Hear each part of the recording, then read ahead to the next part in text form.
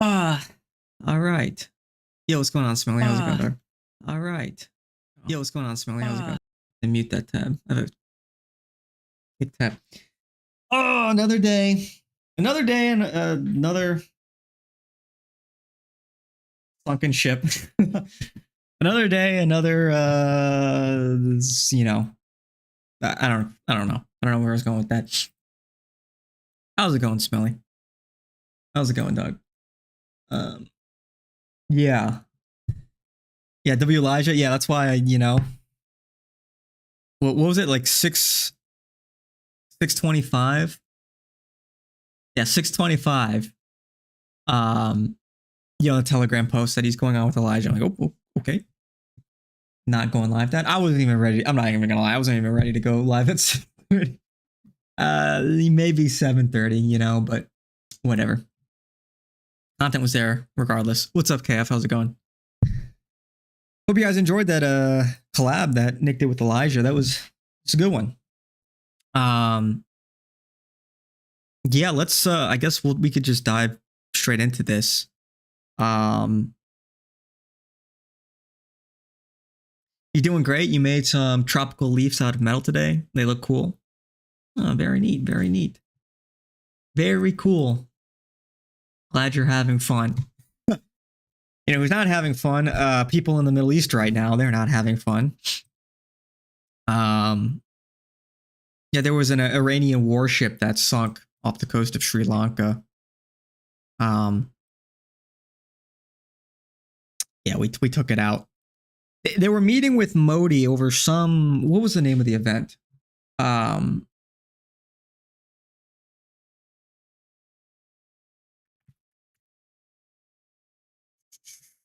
I forgot what event it was, but Modi did not condemn the strike whatsoever. So that's pretty little duplicitous to invite this Iranian vessel in some kind of collaborative event with India. It gets hit right off your coast in a U.S. airstrike, and Modi doesn't condemn it. He approves of it, really. But Modi's in the pocket of America and Israel. Netanyahu just met with Modi. They're working on greater collaboration, so he's like a top boy. Pakistan, if you can hear us, please put an end to India. They could do the funniest thing right now. They're actually threatening. They're actually threatening to drop some nukes in response. Maybe not nukes, but to respond to Israeli aggression in Iran. Which, the time for Pakistan to act as a deterrent would have been years ago, but still. If Pakistan nukes Israel, then India's going to nuke Pakistan, and Israel probably also nuke Pakistan too. It would just be, it would just pop off. But what's your opinion on the Marine getting arm snapped? I think it's a huge deal for Americans getting mad. Oh yeah, it's yeah. What was that representative's name? Sheeny out of Montana. Fucking traitor, dude. Fucking traitor. Yeah, you say something mean about Israel, a Marine, a veteran who served our country, exercising his First Amendment right. Shut it down. Break his arm. It's unbelievable. Yeah, I mean, terrible luck. Fuck that guy. Fuck that guy, Sheeny, the rep. Total traitor to America, honestly. And that's really what this is. That is something I did want to talk about today. I do want to talk about the actual American human cost of all of this. And so we'll get into that in a second, but I look at I just look at stuff like that, and it's we are in many ways sending the best Americans, many of them. Americans that believe that they're standing up for their country to go die in this war. Maybe they were recruited young, they're idealistic, they're naive. and they truly think that they're fighting for their family and their country. And the moment they speak up, a veteran speaks up about the nature of these wars, they immediately shut it the fuck down. And that's what these people are. That's what all these people supporting these wars, supporting Israel, supporting Trump himself, that's who they really are. I guess we can, I don't know if I want to play the clip, but it's enough to make any red-blooded American's blood boil. It's just so egregious. I don't know how any American could watch that and like, how can you, like, even if you're still MAGA, how can you watch that and defend that? Well, you're gonna call like a Marine vet like some kind of libtard or something? That's not very patriotic. That's not supporting the troops. He has every right, maybe more of a right than most Americans to express his opinion as somebody who actually sacrificed for the country. Shut it down. Shut it down. It's his arm broken. It wasn't enough that he sacrificed for his country through his service, but now he sacrificed his arm too. Great. Yeah. Really awesome. Really fantastic. But you know what? Like, look, it's already costing Republicans like Dan Crenshaw losing his seat in the primary. Like, good fucking riddance, you traitor.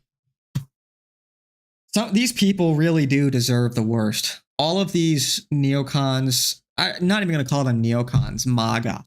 All these MAGA GOP Republicans, rhinos, whatever you want to call them, anybody supporting this war, anybody who lied to their constituents, pulled the rug out from under them, anyone who really, like at this point in time, like, Democrats, please don't, like, please try these people for fucking treason, because that's what this is. This war is absolute treason. We are fighting a war that is not in our interest. We're sending Americans to go die for a foreign country. There's no defense of this. And morale in our military is like at an all-time fucking low. You know, like, they see what's going on. They hear the rumblings. They see events like this where this veteran is trying to express his opinion. You know, they're not dumb. They're getting the threat assessments. It's like a basic question. How is Iran a threat to America? You know, if you're one of these like service members that's getting briefed on the situation, what is the range of Iranian missiles? Something like this. Could they possibly hit America? Only if you move in range of their missiles are they a threat to you. But then it's like, why are you there? So even if you approach it from a very basic position, first principles, it's just, they're not a threat. They're not a major threat. And there's all this rhetoric about Iranian terrorist sleeper cells. And it's like, okay, when have we ever seen that? When have we ever seen that? Israel has caused more casualties to America than Iran. What, we're going to blame Soleimani for being linked to various... It's like, give me a fucking break. So it's just totally blown out of proportion. You've also heard USA completely downplaying and lying about casualties. What you make of it? So America, as far as I know, they've officially confirmed now 6 deaths. They released 2 more names and pictures today. That is conflicting with the reports coming from Iran that, as of like a day or two ago, their death toll estimate was like 500 U.S. members killed in these attacks on various U.S. bases. I don't know. Obviously, Iran is gonna exaggerate. The U.S. is gonna downplay it. But either way, they can't keep it under wraps forever. So we'll know pretty shortly how many Americans are dead. And this gets into like the longer... This is why the title of this stream is what? Escalation is inevitable. Because this is going to go on longer than I think was initially promised to the American people. Except what today came out and said it's going to be 8 weeks, 2 months. So what started as a 4-day operation, then ballooned into a 2-week operation, then a 4-week operation. Now we're at an 8-week operation. So already it's like what was supposed to be the way they were selling it is it's a quick and dirty air campaign, decapitation strike, no boots on the ground. This isn't Iraq 2.0. Now that's looking increasingly less likely. And the reason that is because the way Iran is structured, we're pounding the shit out of their mobile missile platforms, but they have a lot of their missile launch sites are actually built into the earth. They're underground. We're gonna have a very difficult time taking those out. We will run out of interceptor missiles within the next few days, where like they're gonna have to start rationing them out and prioritizing which missiles to intercept. Okay, so our ability to defend against the Iranian missiles right now, it's sort of a race. Can we take out as many missiles before we run out of interceptors? And I think, even our generals would say, no, we can't. It's just not possible. Like ultimately, they have too many missiles and too many drones that are just too difficult to take out, and we're not going to take them out quickly enough. It's like whack-a-mole. You can't. It's a big country. There's a lot of underground facilities, bunkers. We don't have. It's just too difficult, in other words, to take out all of those missile sites that quickly before they expend our interceptor capabilities. They already hit 2 radar stations for THAAD missile stations. I believe, I forget which bases they were at. I want to say one was in Qatar. I want to say the other was in Kuwait. Somebody can correct me on that. But regardless, those THAAD, those radar dishes, estimates range that they cost anywhere from $500 to $1.1 billion, are crucial for the THAAD interceptor systems that intercept these missiles. So we're running, more blind than we otherwise would. So our ability to intercept, not only running out of missiles, but even our radar dishes have been hit. So we have less redundancy in the area too. It means we're gonna have to rely more on radar dishes along other U.S. bases, but also in Israel and along with our Navy as well. But those radar dishes were specifically for our THAAD systems. So what does this all mean exactly? It means, and well, also to bring up, a little more up to date, that, and you can see on the map here, they're trying to use Kurdish forces, probably embedded with U.S. special operations, as well as, CIA information, arms, and intelligence gathering, to act as the proxy fighting force.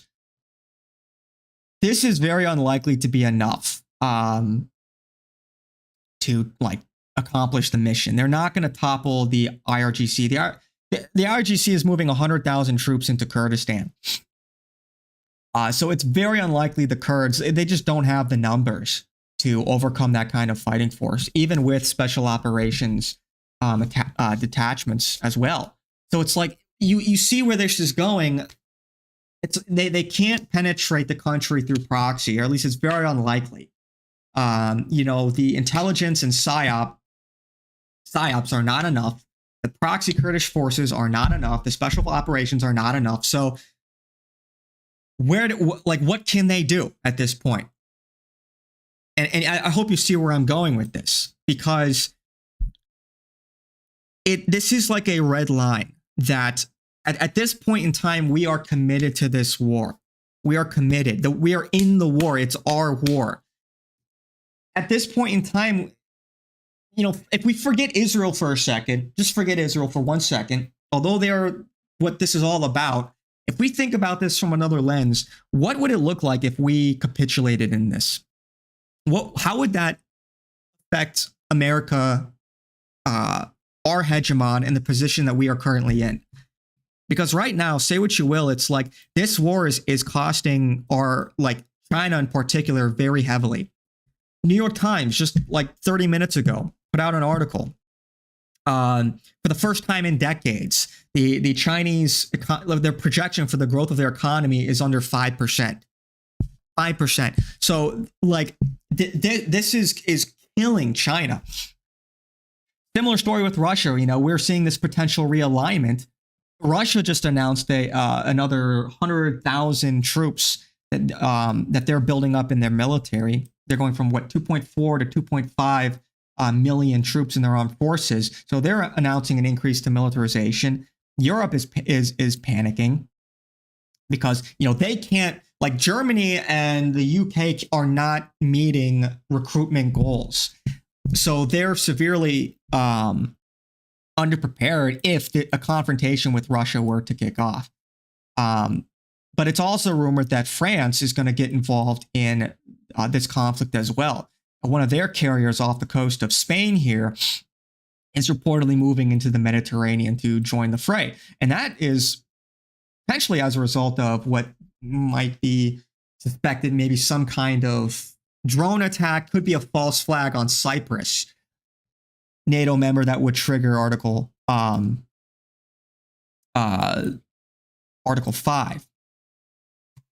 Let me double check if there have been any updates on that.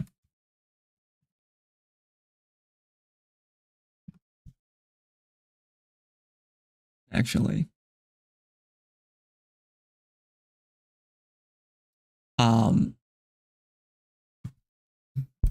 but did I say Cyprus? Sorry. No, there was a potential drone strike on Cyprus, but what I meant, sorry, correction, Turkey. Potential drones that were intercepted by Turkey, and that would trigger Article 5. Sorry, I want to correct that. Cyprus is not a NATO member. And that is the fear. And so defensive interceptions are not enough to trigger Article 5, but an offensive strike in Turkey would. But yeah, there were supposedly some kind of drone attack. They believe Shahed drones. But what's interesting too is America now has a very similar drone to the Shahed. So could it be a false flag? Maybe, because what would Iran necessarily have to gain out of attacking a neutral party like that at this point in time? It is possible, because Israel wants to draw in these other countries. It would be perfect for them if Iran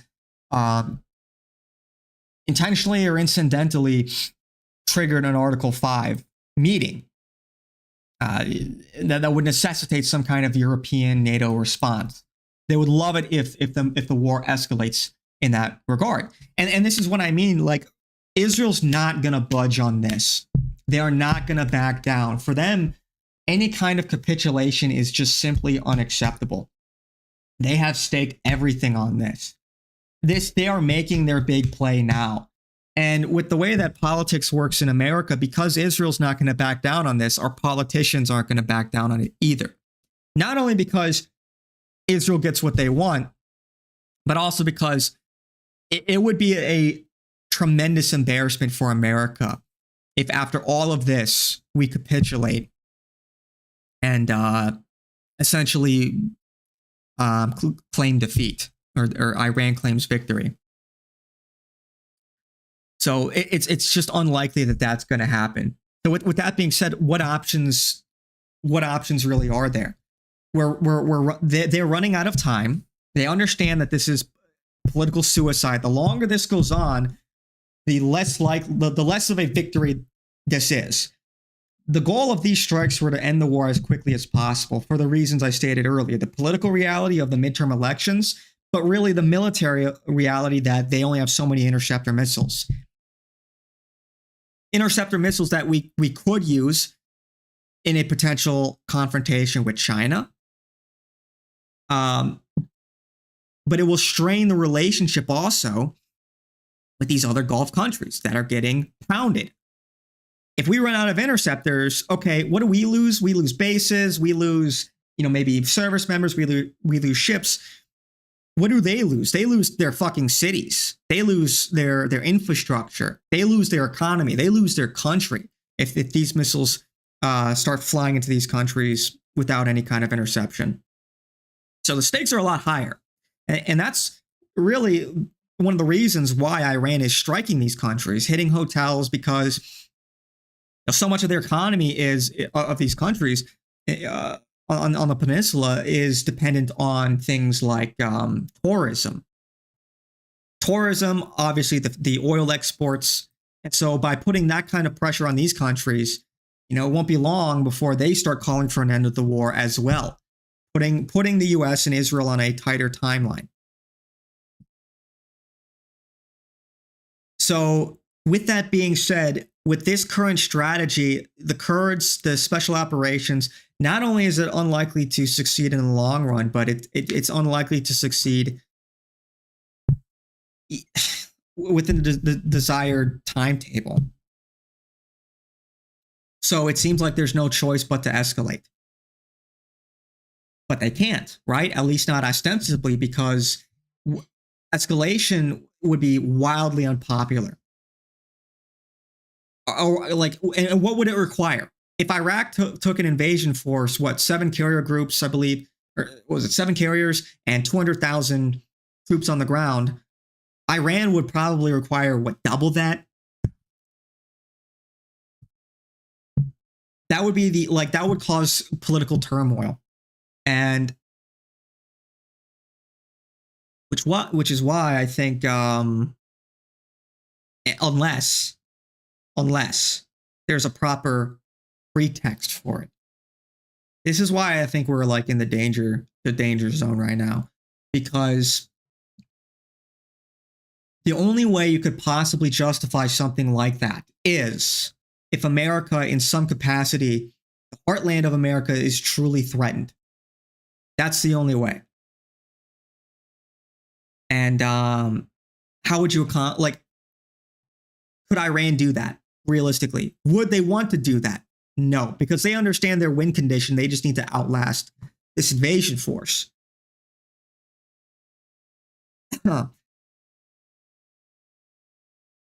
And I think that's one of the reasons why they've been pre-programming the Iranian sleeper cells, Biden's open border, because I think we could be looking at some kind of false flag in America, like an American-Israeli false flag that would justify further aggression. And frankly, I think either America or Israel would nuke Iran before they institute the draft. But I think that in order to justify something that would otherwise be wildly unpopular and unprecedented, they would need some kind of unprecedented event, like a false flag. It would have to be unconscionable. It would have to be so dramatic that it would, again, an unprecedented, that it would necessitate an unprecedented response. So imagine a nuke goes off in America, or a massive EMP, for example. Maybe it takes out all of the West Coast or something. And it creates such a fervor, it creates such a mass hysteria that people would be more afraid than they are skeptical. It would have to be truly shocking. But that would accomplish really 2 goals. One, it would give the pretense that Israel and many people in Washington are looking for a massive invasion or a massive response, maybe nukes, who knows, on Iran. The second would be censorship. If, for example, the pretense is that there is an extensive Iranian terrorist cell operating in America, well, that would necessitate, mass censorship, surveillance, control, Patriot Act 2.0. And next thing you know, you won't even be able to criticize anything because you won't be allowed to, because you'll be a terrorist sympathizer. You'll be a disinformation, a misinfo, chaos agent. In this time, we need America to be unified in this unprecedented attack on American soil. And then the only source of information would come from, maybe like Larry Ellison's new media empire that he's just acquired. And so they would at that point they would be winning on 2 fronts. They would be winning on the American front, and they would be winning the Iranian front. Because, Netanyahu said America is their 7th front. They're fighting a propaganda war.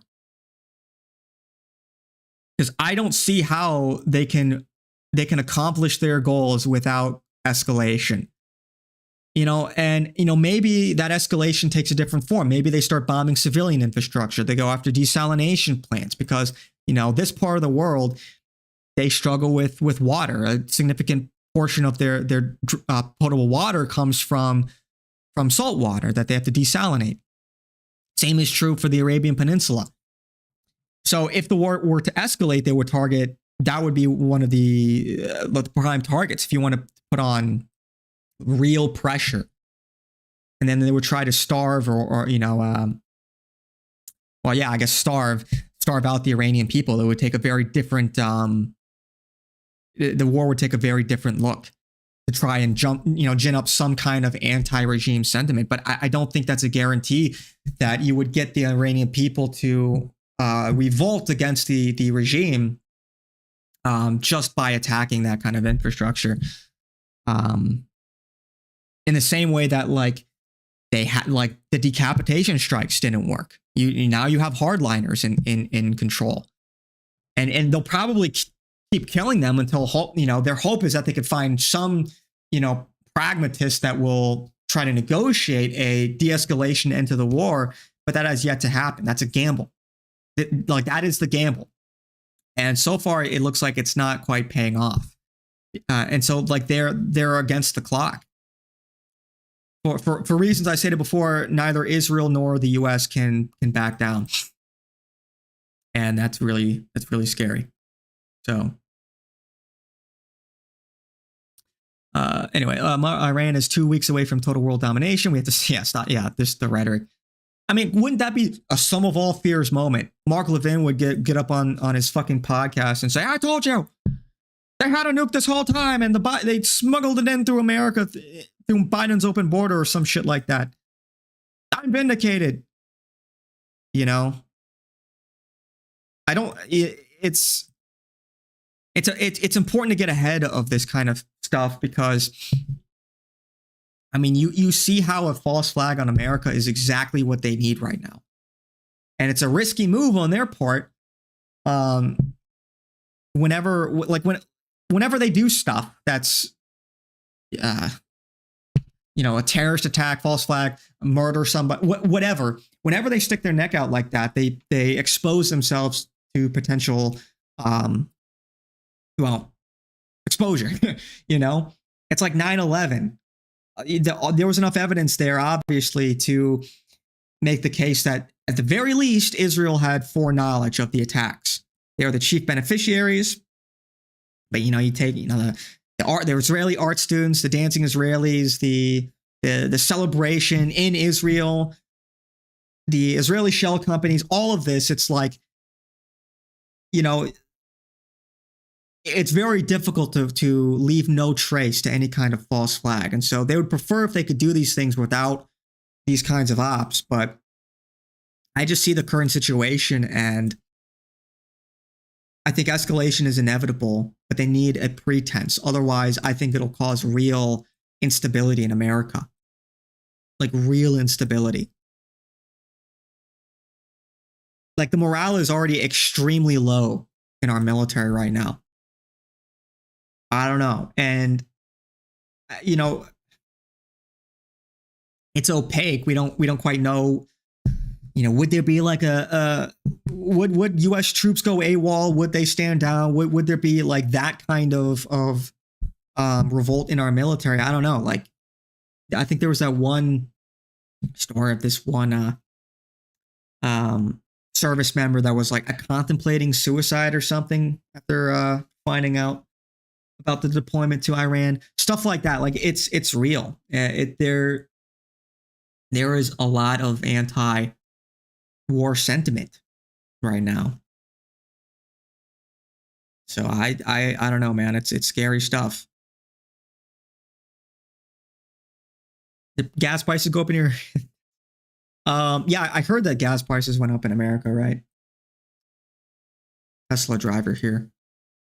But I saw like this, I was watching this other podcast, talking about like Venezuelan oil. So it doesn't make up for the closing of the Strait of Hormuz. That's correct about the production of Venezuelan oil in Venezuela, but they're, if they release their reserves and they ship them over to America, I mean, like America does have the capacity to, dramatically increase oil production from Venezuela right over here in Houston and off the coast where all of our infrastructure was built to deal with sour crude Venezuelan oil. But that obviously takes time. It's a major realignment in logistics. So as of right now, like the American production has not met the loss in production or the loss in oil from the closing of the strait. And like the South Korean economy is collapsing too, but I don't have much to say on that. The West has been successfully subverted. Yeah, about the same here. I don't look at 87 prices, but it's like $3.60 here for 91 now. It's getting evolved already. Set it in stone. Last nails in the coffin. Starmer looks like he had a gun to his head talking about Brit base getting droned. I mean, to be fair, Starmer always looks like that. He always looks like he always looks scared. He always looks like he's pleading to not get punched in the face. The negative cantle tilt the prey eyes. Aside from all the politics, they're literally pushing for and invoking biblical prophecy as justification of malware cooked. Yeah, I read that article that like there are 30 U.S. commanders that believe in this biblical prophecy that they're bringing about Armageddon. It's like, bro, yeah, it's pretty bad. China's freaking out. They are freaking out, and that's what I said. Like, I don't know how they come out from it. I don't know if you're here, Hippo, but I said, this article came out today in the New York Times for the first time in decades. China projected their economy growth as under 5%. China's fucking cooked, man. And that's another reason why America cannot back down from this war.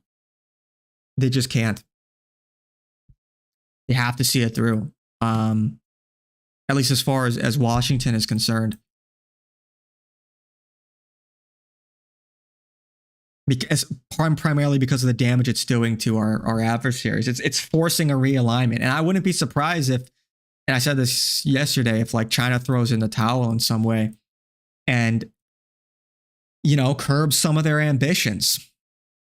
Sort of, they maybe recognize that they won't be able to take Taiwan anytime soon. And their growth will plateau. Their ambitions, their sphere of influence will sort of plateau as the Israeli one grows. But again, like, and that's what's at stake here. That's what's really at stake here and that's why Israel's not going to back down from this. And there's no fucking chance they're going to back down. And this has been decades in the making. Like, this is the beginning of the end game, So because Israel's not going to back down, America's not going to back down anytime soon as well. Like, that's the other angle of all of this. So El China indeed. So yeah, China's getting blasted. What a turn of events. Like, this last year, I think, has like really, if you asked me a year ago, I would have been very, kind of 50-50 on who would come out on top between the US and China. But this past year, I mean, you consider the blows that they've taken, this military shakeup in China, the war in Iran, the loss of Venezuela. Just those three events alone have like completely dashed Chinese ambitions. And I don't know how anyone can argue that America isn't winning right now. The American empire, I should specify. China number one? Yeah. I don't know, man. It's crazy stuff. But Iran's navy's cooked. Yeah.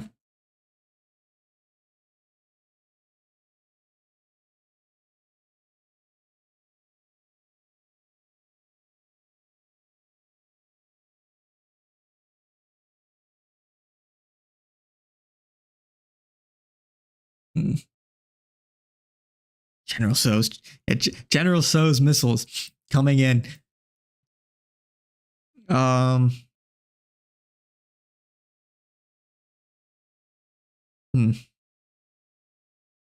Trying to think if there's anything I haven't mentioned. I'm pretty tired. I haven't, haven't been sleeping a whole lot. This has been just like totally preoccupied with monitoring the situation, these past few days.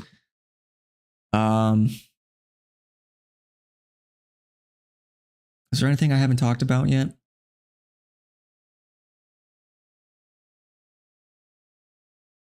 Yeah. Rest in piss, Dan Crenshaw. You lost your primary, you fucking clown. Yeah, that is a white pill. I guess in general, it is a white pill that I think that this, I don't know.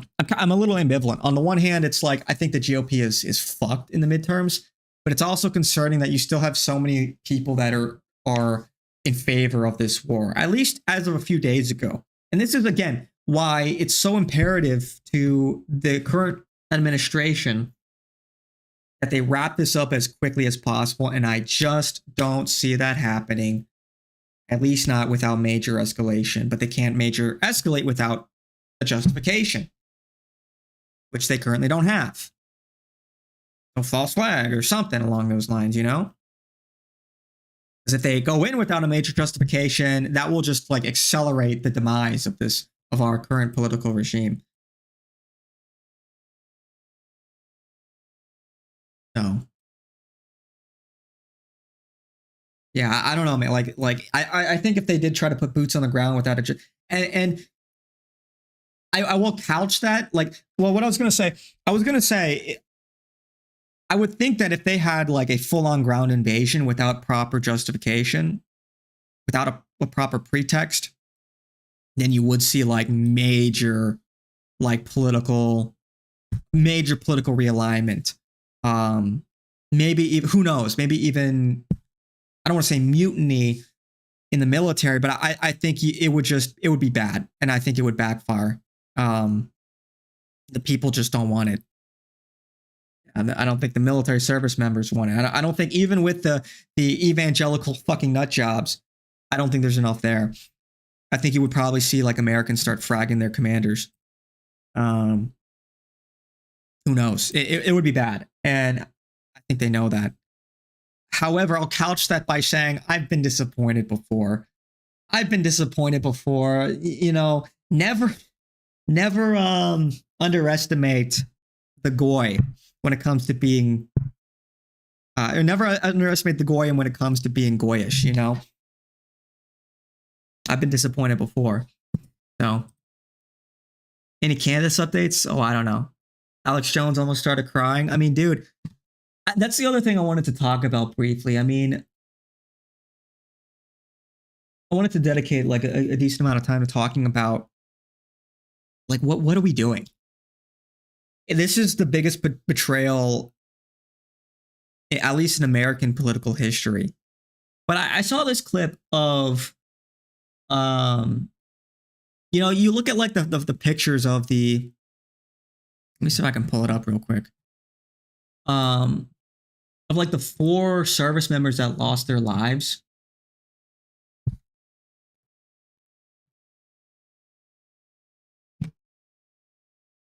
And it's like, how is this not sobering for Americans?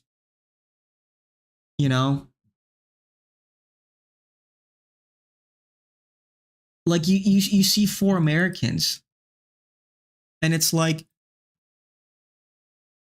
bro, these are our people.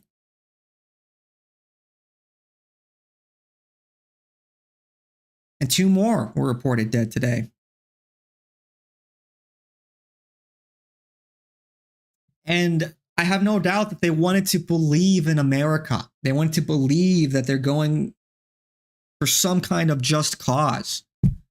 How could they not, if you're signing up for this? To some degree, have some level of faith in your leaders, in your country.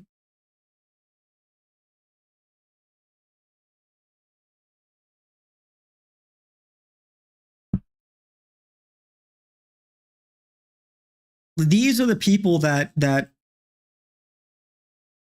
are giving their lives because Trump didn't want to give up his. That's the rumor. He was threatened. They threatened him. They threatened to nuke Iran or maybe nuke America. Who knows?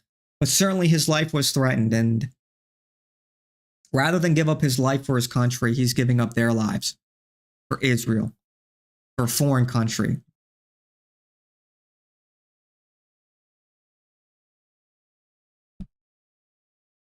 And there's nothing funny about this. There's absolutely nothing funny about this. Some people, like, I saw Chad Champion, he deleted his tweet, kind of saying like rip bozo to these four. And it's like, dude, does Chad Champion have like a single like fucking earnest take in at all? Like, it's like for some people, this is all just like edgelording. This is all just, they're just going to be sardonic forever. Everything is sarcasm. You're above it all. You can't take, this is like, I'm just so over that shit. I'm so over like the above it all or tough guy attitudes that you see a lot of people in our space. It's like, do some of these people have an earnest bone in their fucking bodies? I just had to follow him, dude. And like, look, the guy was like cold posting for a while now. It's like, okay, like he's just like, irony posting about like OF whores and shit. It's like, dude, fuck out of here, man. You're not even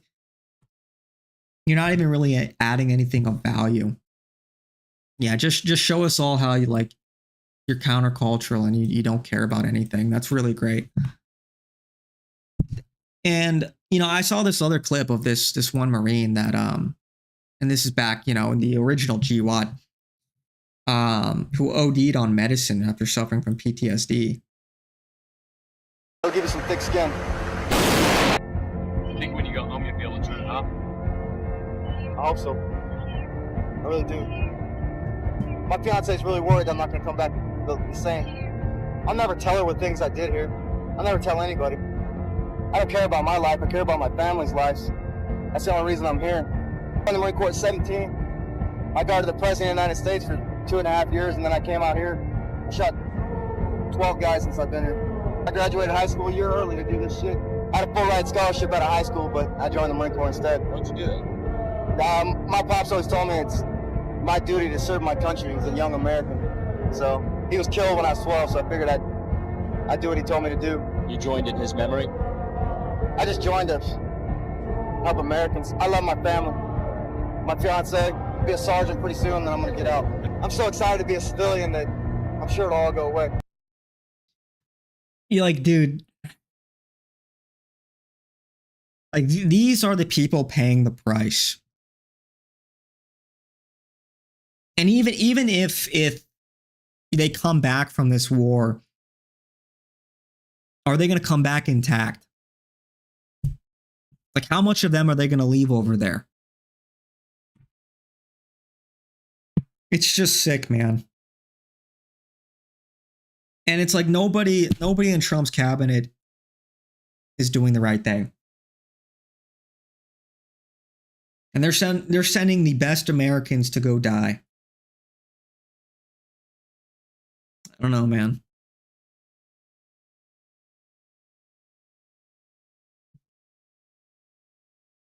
Every day I can't get over seeing the 8th front being fought right on your phone. That's going extra hard the last few days. Yeah, it's the propaganda is just insane. And people think it's about, like, they see a couple Iranian whores that are traitors to their own people, cheering on their own countrymen getting bombed by a foreign invader. Literally getting bombed by Israel, like the sworn enemy of Iran, and they're cheering it on. Why? So you can be a slut? And like some of these dumb right wingers are going along with it.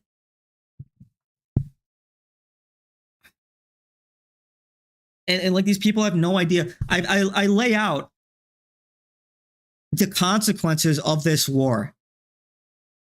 Before I even talk about the human consequences, the cost of life, the cost of progress. Are we willing to bomb this country back into the fucking Stone Age? What kind of the cost of humanity? But literally, this is securing the ascendancy of probably the most evil regime that exists today.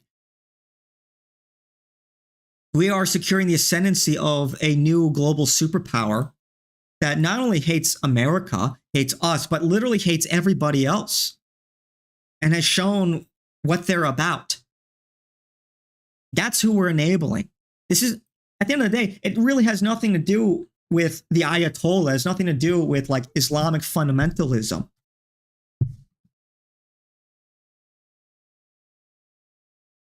People think, oh, we're taking out a bad guy. We're doing the world a service. We're doing the Iranians a service. It's like, no, we're not. We are not doing what's in the best interests of Iranians, but we're absolutely not doing what's in the best interests of America. And I would argue we're not doing the best interests. We're not doing what's in the best interests of mankind. Not to be dramatic, but what? Who are we? We are enabling a country that is openly, committing a genocide. That's bombing all of their neighbors. That breaches all of their non-aggression pacts and treaties that they sign. That has sworn to nuke the rest of the world in the Samson option if their country is ever truly threatened. Like that's who we're defending. That's who we're fighting for. Like the worst fucking people you can imagine. So kids like this. I guarded the president of the United States for 2.5 years, and then I came. Kids like this. That's what they're fighting for. That's what our leaders are sending these kids over to do. So it's extremely disappointing to see Americans fall for this again. Knowing everything that we know, like it's extremely disappointing to see like Asmongold shill for this. Like where, and we'll see where he is in 2 months. We'll see where he is in 2 months. But it's like, dude, fuck, man. Like all of their sacrifices, it's not just going to be in vain. It's literally, it's just hard to really articulate how fucked up this is. Like there is just this darkness around all of this. Like the energy has shifted. It feels, I don't know, man. It feels biblical. It feels apocalyptic. And not to be dramatic, but like I said, I don't see a way out of. I don't see any other path forward or any other. I just see it as inexorable. This escalation of the conflict, and if it escalates, where is this going to escalate to? Are we going to see nukes? Will Pakistan nuke Israel? Will Israel nuke Iran and Pakistan? Will India then nuke Pakistan? And how will the rest of the world respond to that? This is a global conflict. This is World War IV that we're in right now. It's very disturbing. It's extremely disturbing. But, so I don't know, man. Camp is kind of gay degen. Yeah, I'm not a fan. It's just like, dude, I'm just so over. I'm so like, and look, we all engage in edge lording and whatnot. We all engage in a little bit of irony, whatever, sarcasm. We're sardonic, but it's like at the end of the day, like what, like let's take Nick as an example. At the end of the day, he goes on his show and he has a heartfelt monologue about what he really believed. You know, when fun time is over and it's time to get serious and without pretense state what you truly believe, he does that. And that's like, how could anyone not be a fan of Nick after, you know, any number of these monologues? You see the real human being. So I resent a lot of this discourse that you see on like Twitter or wherever. I just think people are like, they're just fucking goobers.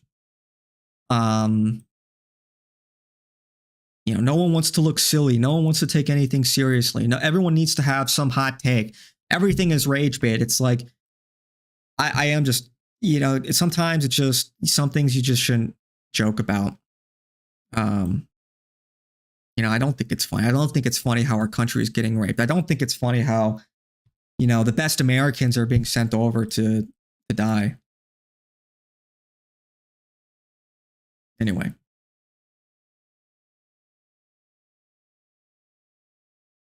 Not a just war at all? No, it's not.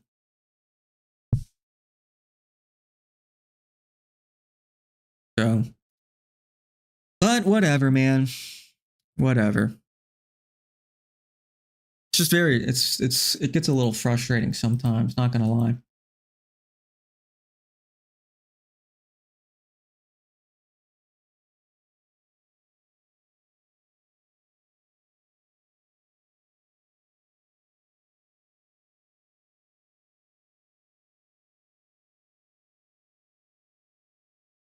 The like button. Yeah, hit the like button, by the way. I don't remind people to do that enough, but yeah, hit the like button, leave a comment. I don't know, what do you guys think? Is there any way, is there some angle where this doesn't escalate? I don't see it. I think the only, because Israel won't let us. Even if we try to disengage, I just think Israel will false flag us still. If they truly feel like they have to do that, they will. They'll kill one of our politicians. Who knows? They'll blow something up. They'll do something unprecedented. They'll threaten the rest of the world. They've done it in the past. So one way or another, things are going to get worse. In some way, shape, or form, things are absolutely going to get worse. I think there's zero doubt about that.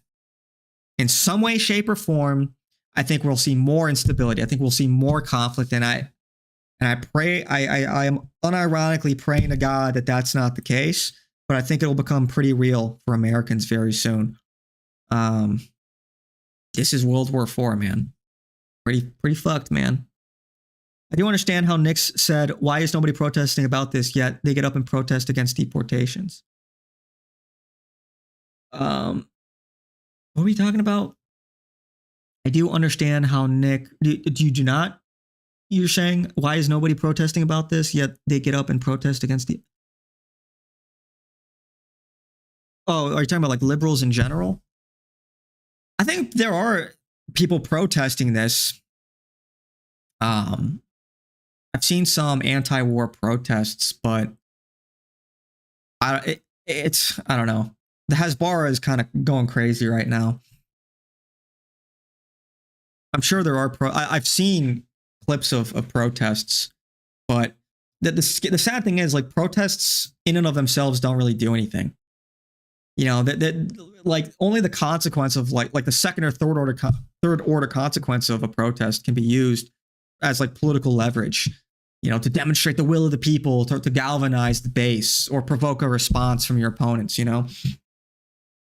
But this is set in stone, dude. Trump is Caligula. It doesn't matter how unpopular this is. This is happening, and only through being deposed is this going to come to an end. Is that going to only through maybe the Democrats win in the midterms and impeach Trump or something, or pass some resolution to limit his powers. Can this really be stopped? But Trump's not going to stop this. Nobody in his cabinet is stopping this. So that's why I say they have a limited window to get this done. And who knows? Bit off more than we could chew.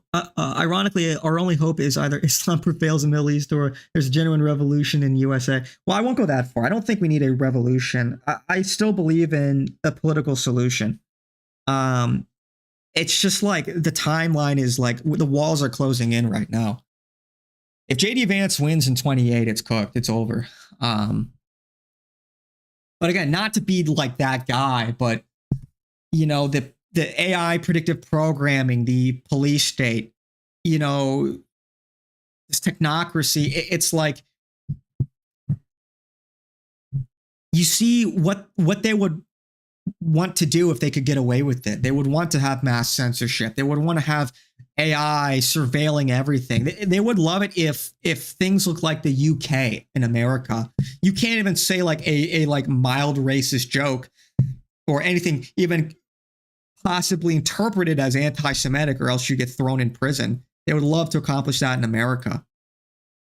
And JD Vance is Peter Thiel's guy. Peter Thiel is this, he thinks he's the Antichrist. He's this ardent, psycho Zionist. And, who are his clients? His two clients are the CIA and the Mossad. That's who Palantir does business with.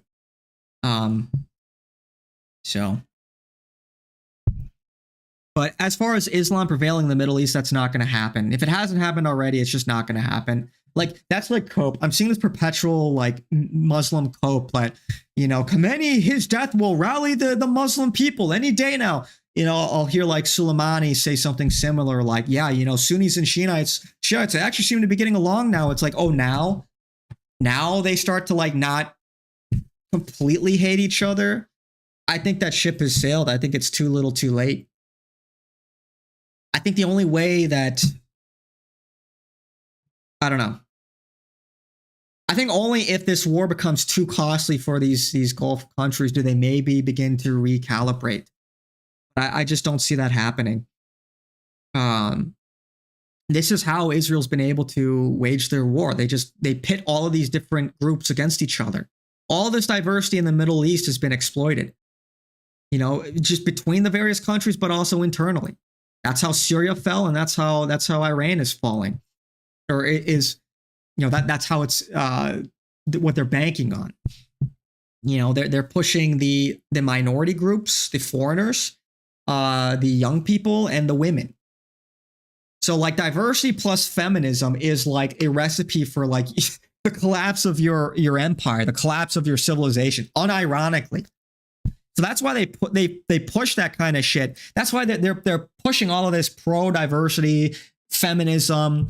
We want more Iranian sluts, guys. And it's like, that's actually why Iran, like that is an attack vector in how they're destabilizing Iran. It's how they destabilize Syria. It's also how they've destabilized Iraq as well.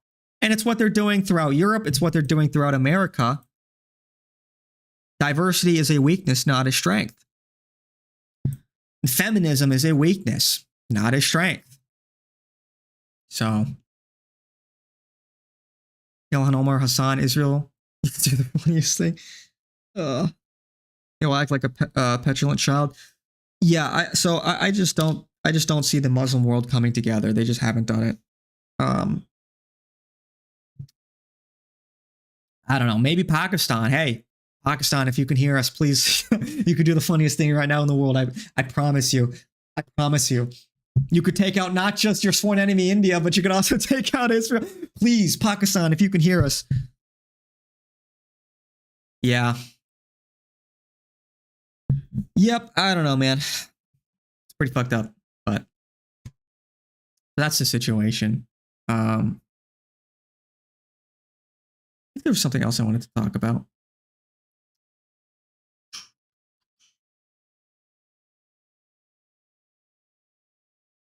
My timeline has been kind of shit on Twitter lately.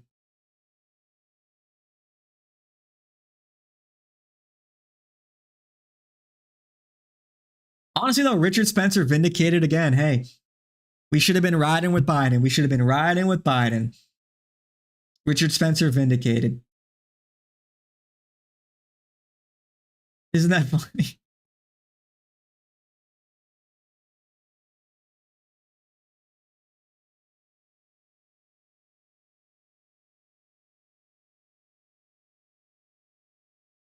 I'm just looking for updates.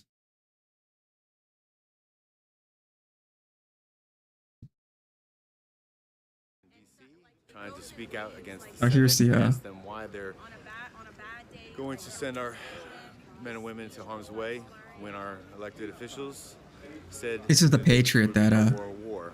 put up at the press conference. Betrayed by our government. You're not alone. Join us in demanding accountability for this betrayal. Free Palestine, free America. Let's go. Hey guys, I'm here in DC. What do you think the North sent us releasing of all this? Who gives a shit? What now? The who? Yeah. This guy's real as fuck. You fully support him? I know, right? See, he's still on fucking business. That's a Wang half right there. Give him a follow on Twitter. Fuck you, Tim. Fuck you, Tim Sheehy. Like, these people, like, dude. Gotta be careful with myself, but what the founding fathers would have done to these fucking traitors would be classified as Fed posting. I'm not even going to say like what they would have done to these fucking people that are doing this to us. Like, the founding fathers would not have put up with this shit. Don't even want to say. I don't even want to say. But do my timeline, like, I feel like they're just fucking with my timeline right now. I've noticed how since this kicked off, it's been like noticeably slop. My timeline has been noticeably filled with more slop. Since this kicked off.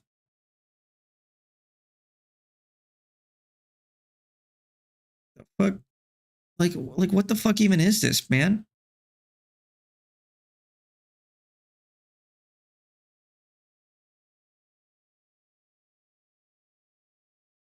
It's just like, actually crazy. They would have been exiled, possibly along with their home nation.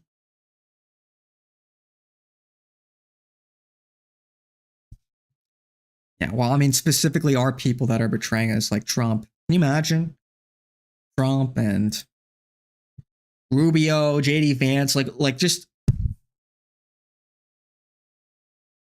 the gulag would have been like, never mind.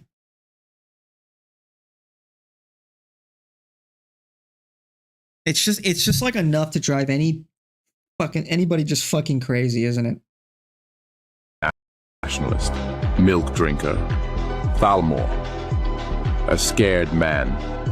Really? Patriot.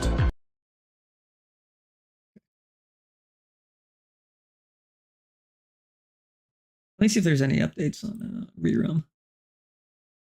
A lot of updates since I last checked. Sheesh. What Tehran strikes.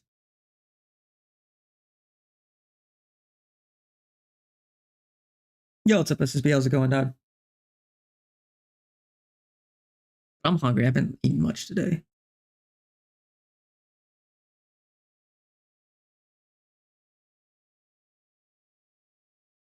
Iraqi Kurdistan ruling party KDP said the Iraqi Kurdistan region is not part of the ongoing conflict and urged Iraq's federal government in Baghdad to stop Iran-backed militias from attacking the region. Ooh.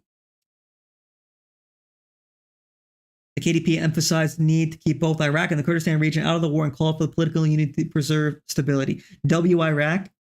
W-Iraq? W-Iraqi Kurdistan ruling party? If they can't get and again, even if they did, it wouldn't be enough. But if they can't even get like a proper Kurdish fighting force, just think of the next step. Think of the next rung on the escalation ladder.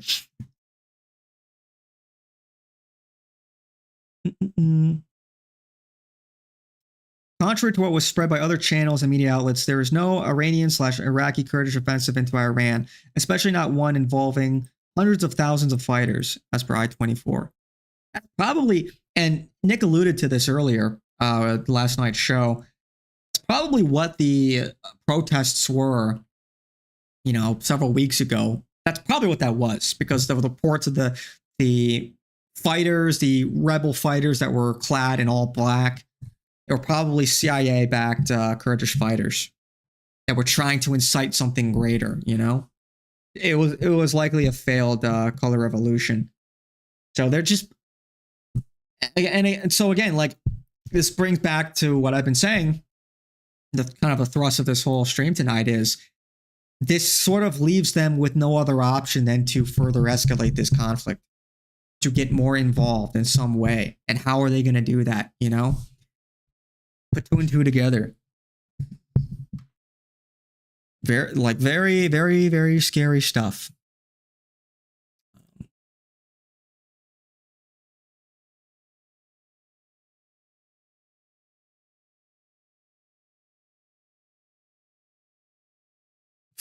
Rabbis are fucks.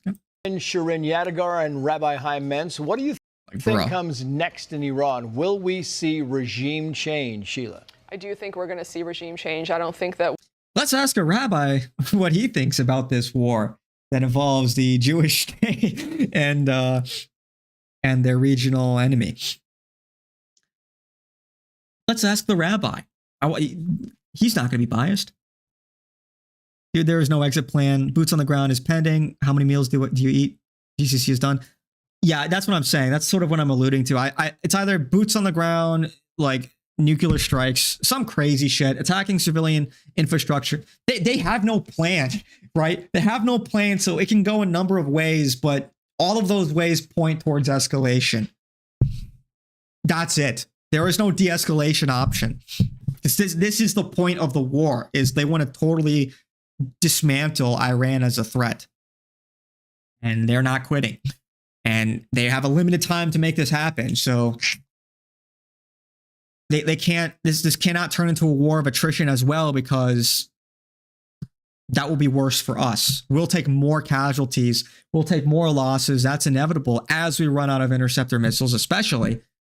You know, the other Gulf countries will take more losses, and eventually those losses will just be considered unacceptable.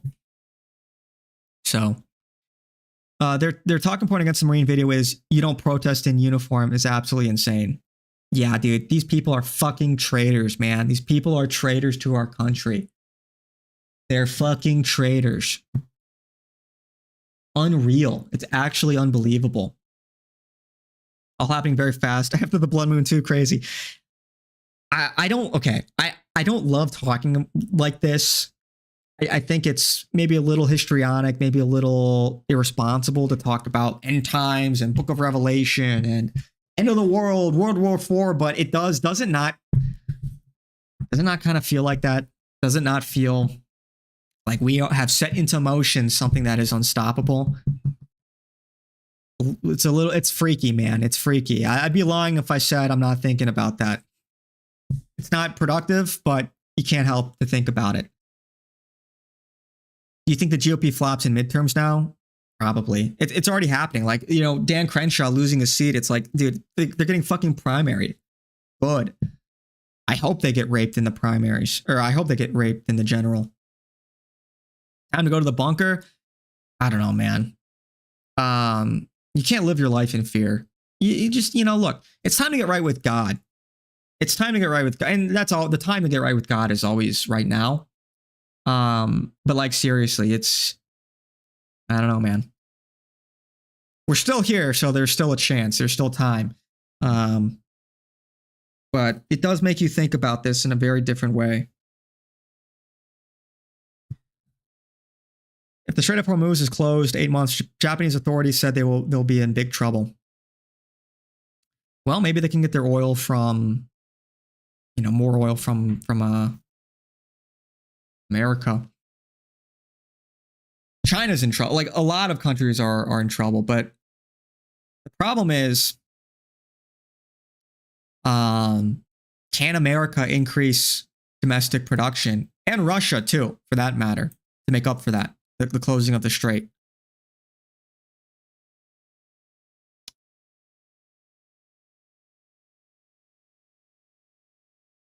People need to get out of Dubai, Qatar, Kuwait, etc. Those countries are sitting ducks. Yeah, and that's like why Iran is hitting them, because they want to put pressure on these countries, to put pressure on America and Israel to end the war. So, and by disrupting global oil in such a way, it's making all these other countries feel it. Europeans are feeling it. China is feeling it. South Korea is feeling it, you know? So it is to put pressure on these countries really to put pressure on America, to get them to put pressure on America. Like, you guys got to stop. This is hurting our bottom line. Because they're betting that they can outlast this siege. Like, I've crunched enough numbers to realize, like, America cannot really afford to have this protracted conflict the way that it is now. That's what they're banking on. That's what they're betting on. So.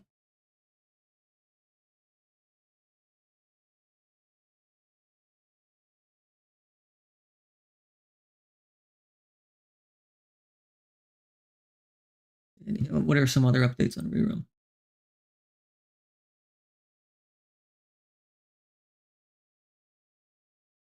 North Korea just says, fuck it, I'll send a missile if I got to. Rocket Man, please. You could do the funniest thing right now.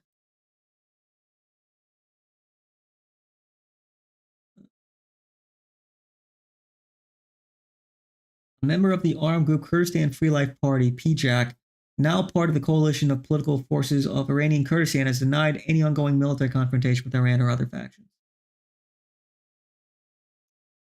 Ooh.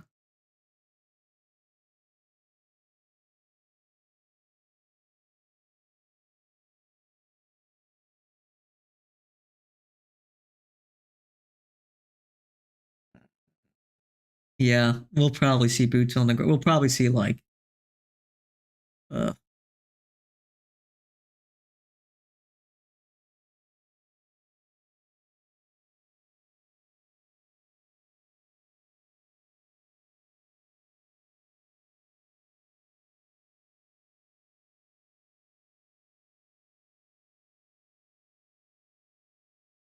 according to the Aziz Ahmad, deputy chief of staff of Iraqi Kurdistan, said not a single Iraqi Kurd has crossed the border.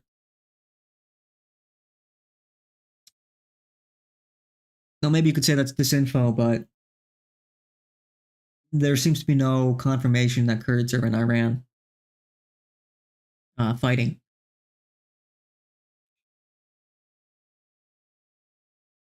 Iraqi Kurds, that is. An Iranian drone was seen over Dubai.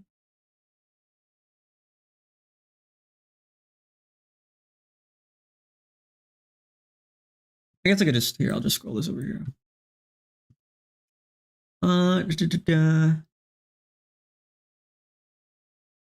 More launches.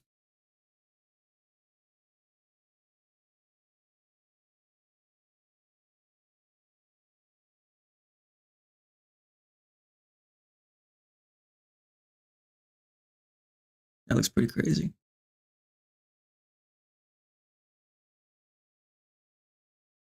Interceptors. And of course, during this whole time, Israel's been waging war in southern Lebanon. They're trying to expand there while everybody's focused on Iran. Their ground forces are in Lebanon right now.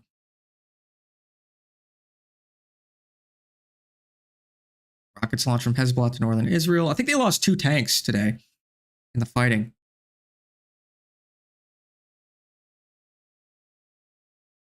Evacuations in Qatar.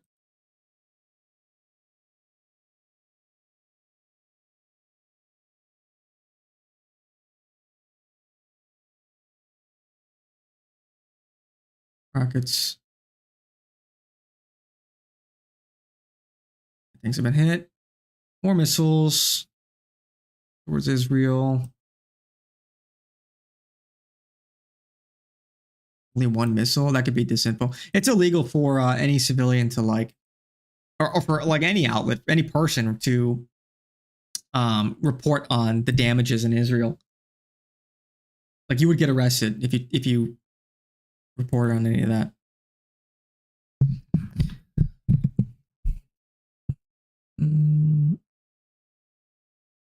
Oh, here's a little recap. Day 5. Remember when they said this would last 4 days?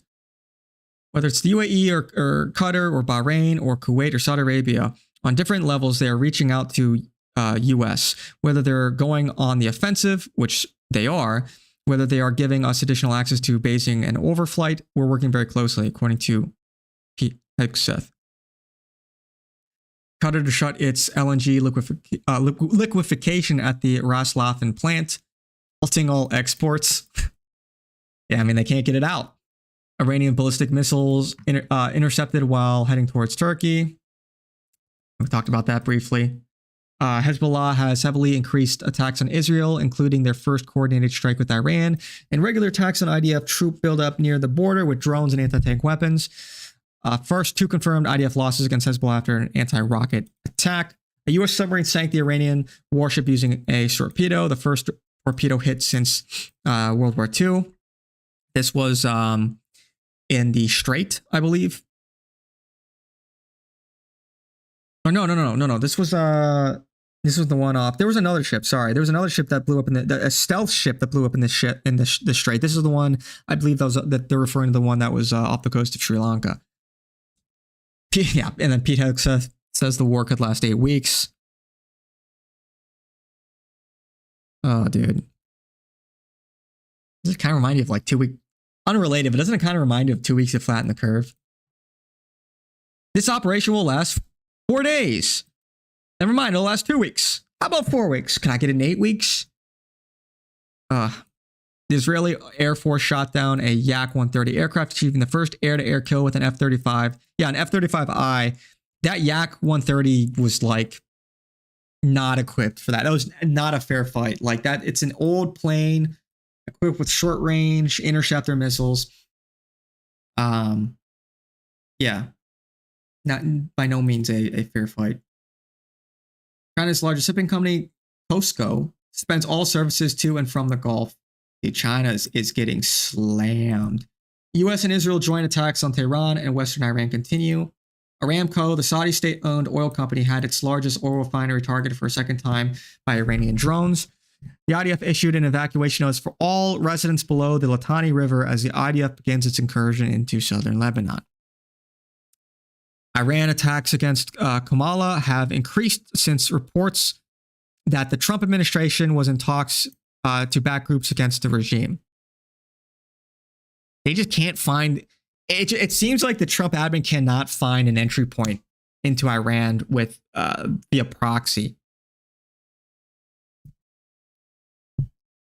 It's not working. Again, points to maybe a ground invasion. Maybe we hit civilian infrastructure now. We hit desalination plants, energy plants. Maybe we either starve out the Iranians or we put boots on the ground. That's the direction this seems to be going. Or we're like nuke them, you know. Iran's blockade of the Strait of Hormuz continues as another civilian ship container was attacked while trying to transit.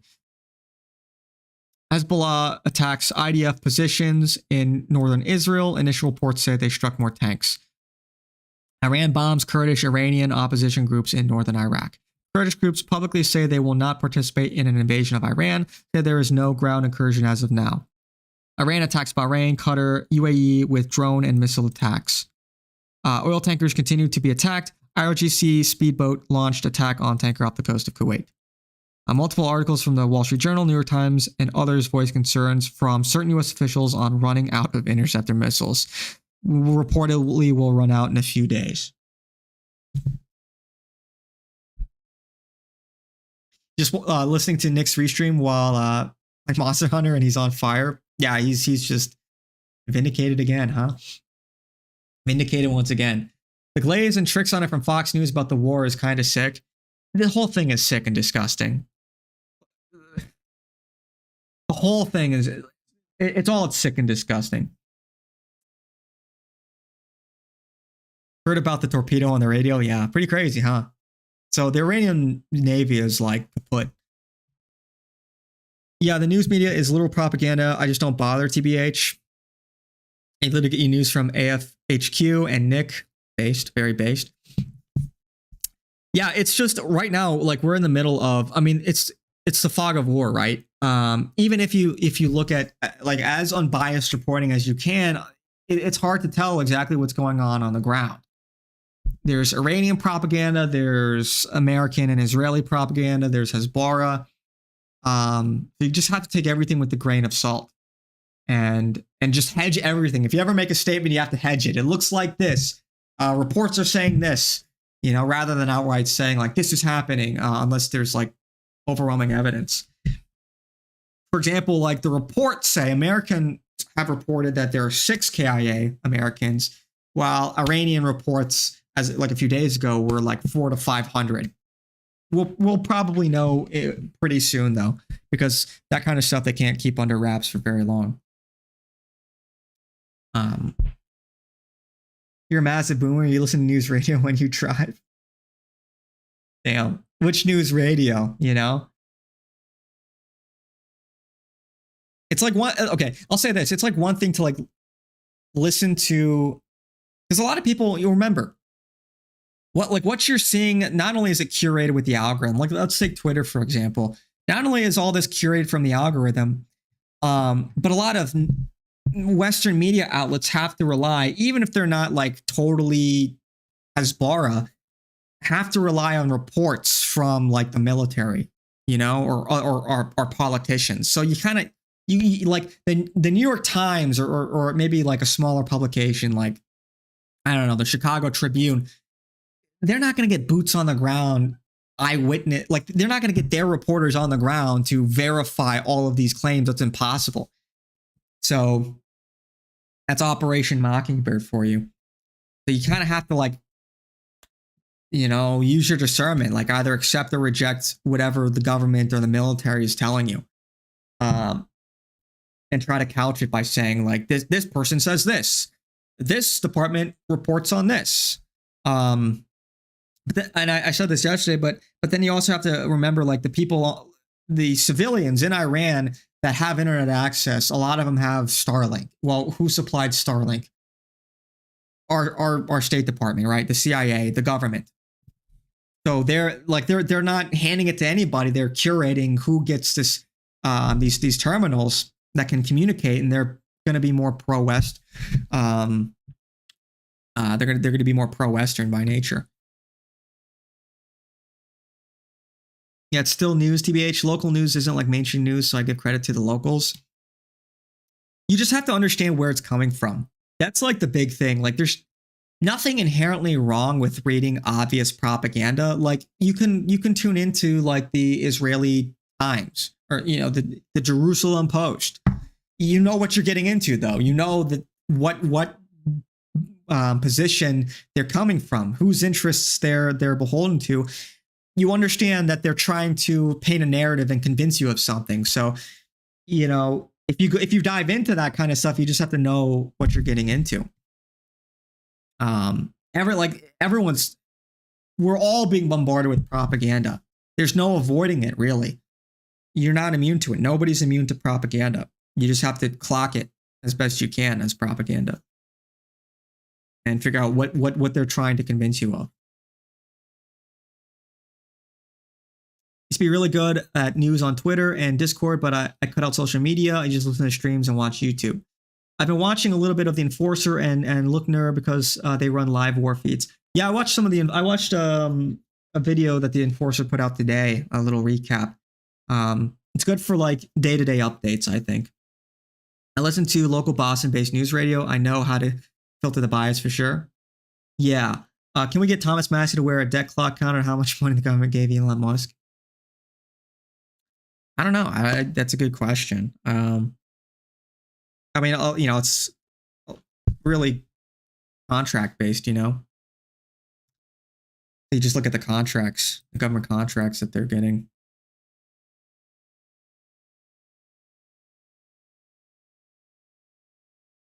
Everybody else tune out of the broadcast. This is just Newsom, Governor Gavin Newsom, listen to my voice. You want to make the pivot to the left? You know where to come. Come to me, Gavin. I'm sincerely interested in seeing what you're about. between me and Big Gav.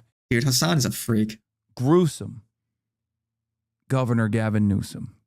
It's just you and me right now, baby. Listen to my voice. You want to make this pivot to the left? You know where to come. Pivot to the left? What is he talking about? Okay, you know What, like hard left, like tanky left? where to come. I'm gonna come. Come to me, Gavin. Come to me. Let's have a conversation. I am sincerely interested in seeing what you're about. You've been That would be the worst fucking thing Gavin Newsom governor could do for his political aspirations, to collab with Hassan. Like, that as would be long the as I worst can fucking remember. thing he could do. I've paid a lot of taxes in this fucking state. Okay, I make a good amount of money here. I'm at. If anything, Gavin Newsom should make a play for disaffected Republicans. He should make a play for the and that's what they're doing, really. That's the strategy. That's why they're even floating Gavin Newsom and not like, you know, some like brown lesbian, you know? You know, this sort of return to normalcy. You saw this in the Democratic National Convention. Like, they're pumping the brakes on the woke shit, clearly. Even Gavin Newsom said that recently, that like the woke stuff is a mistake. It's too much. So clearly they're making a play for like the centrists, the moderates, and, you know, the disaffected right wing. And that's the smart play to make, because the people to the left are like the Democrat. They've got the left. They've got the tankies. People like Hassan, like for the most part, the Democrat have those people in their pocket. Those people aren't going to vote Republican, especially after this. So it makes sense politically that Gavin Newsom goes more to the right. And in many ways outflanks the right wing or the GOP on a lot of these issues, namely Israel. Going to Hassan Piker would be a mistake. Would be a big mistake. And yeah, that's Richard Spencer is clocking it.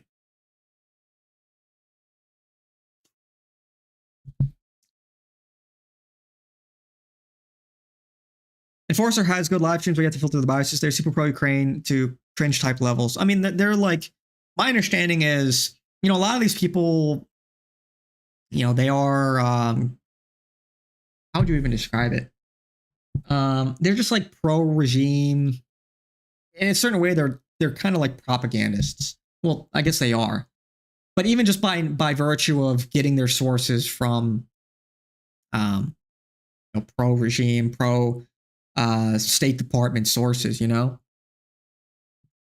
But back he wants he should marry having should marry Hassan, huh? Yeah, Roach.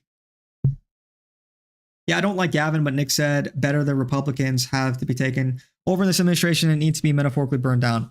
Yeah, that's you know, again, you know, Richard Spencer, hey buddy, vindicated. He's vindicated on a lot of things. One of those was he voted for Biden. And you know what, man? He was right. I guess we have no choice but to accelerate the destruction of the GOP.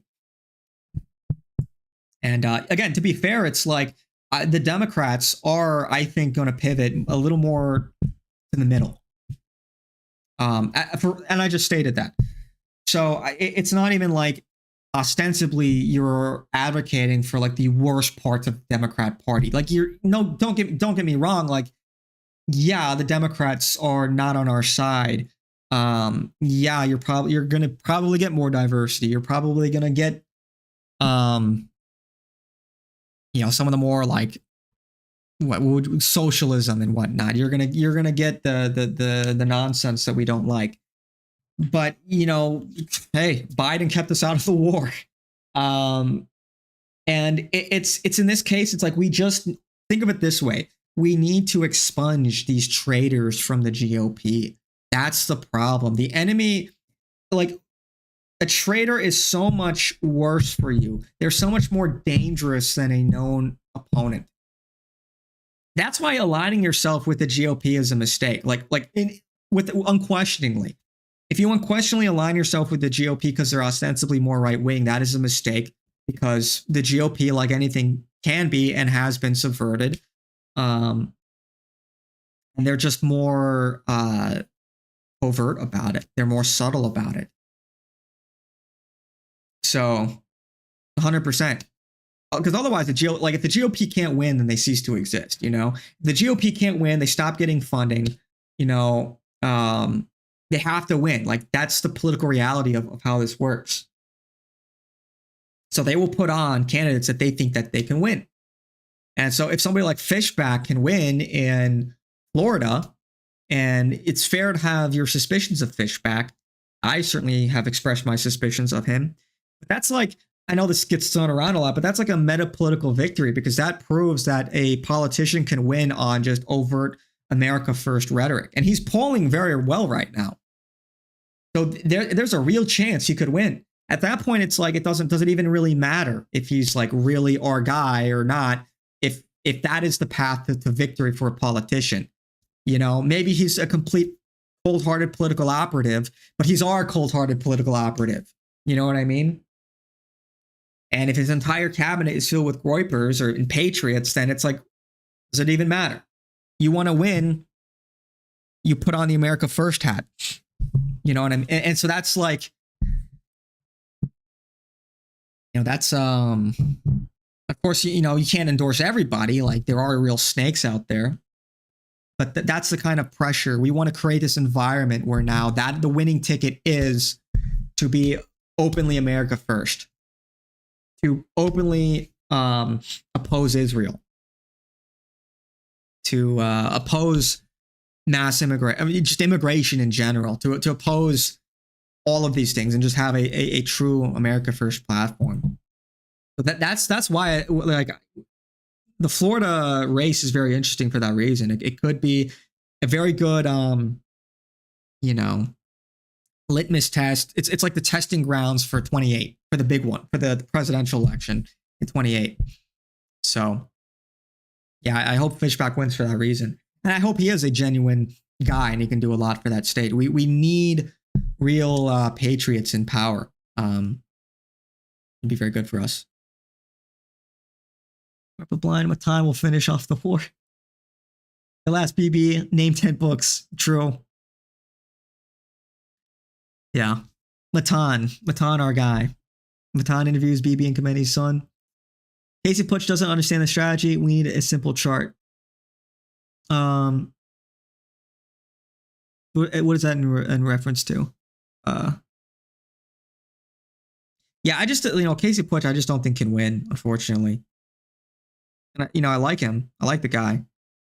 And Nick has said as much. It would send a better message if the GOP, if Vivek loses in the general. That would send a stronger message.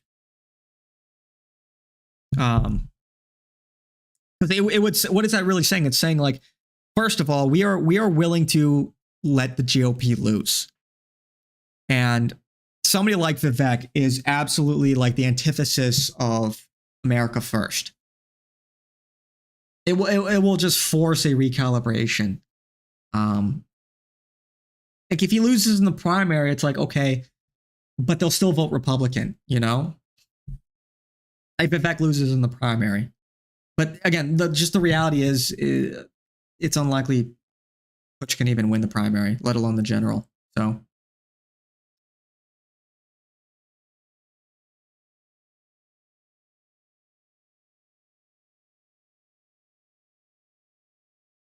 Bonnie Boo, yeah. Would you stand a chance against Iran if their leader was skeleton Trump Prime? Yeah. Yeah, he just asked some head-ass questions, huh? Yeah, just more slop on the timeline everywhere.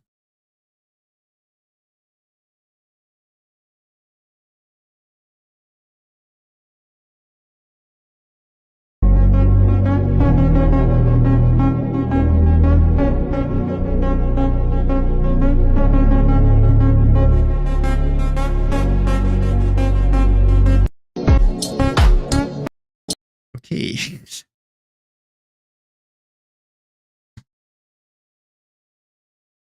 Vivek has been really smart politically by staying in the shadows. Well, because every time he steps out of the shadows, he gets fucking raped because he says something stupid. He goes mask off and pisses off all the Americans by saying something retarded. You know, calls Americans lazy, whatever. It's always a mask off moment. Like you see his contempt. And like, what would he really weigh in on? Why would he take the risk of by weighing in on this conflict, you know? Or anything like contentious at the moment. He's doing his little rallies, he's campaigning, he's Ohio, you know, whatever. I hope he fucking loses, man. You know, the one white, yeah. The flounder. The flounder in SpongeBob, yeah. Vivek is a shadow. That's one way to, yeah, that's one way to describe him.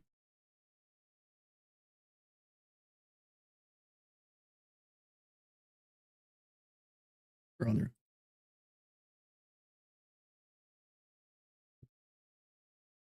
So true.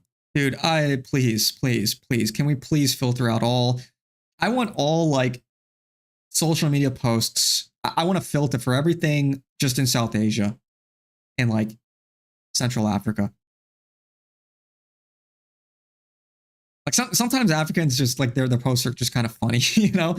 But like, please, can we please just get a massive internet firewall? Like, holy shit, dude.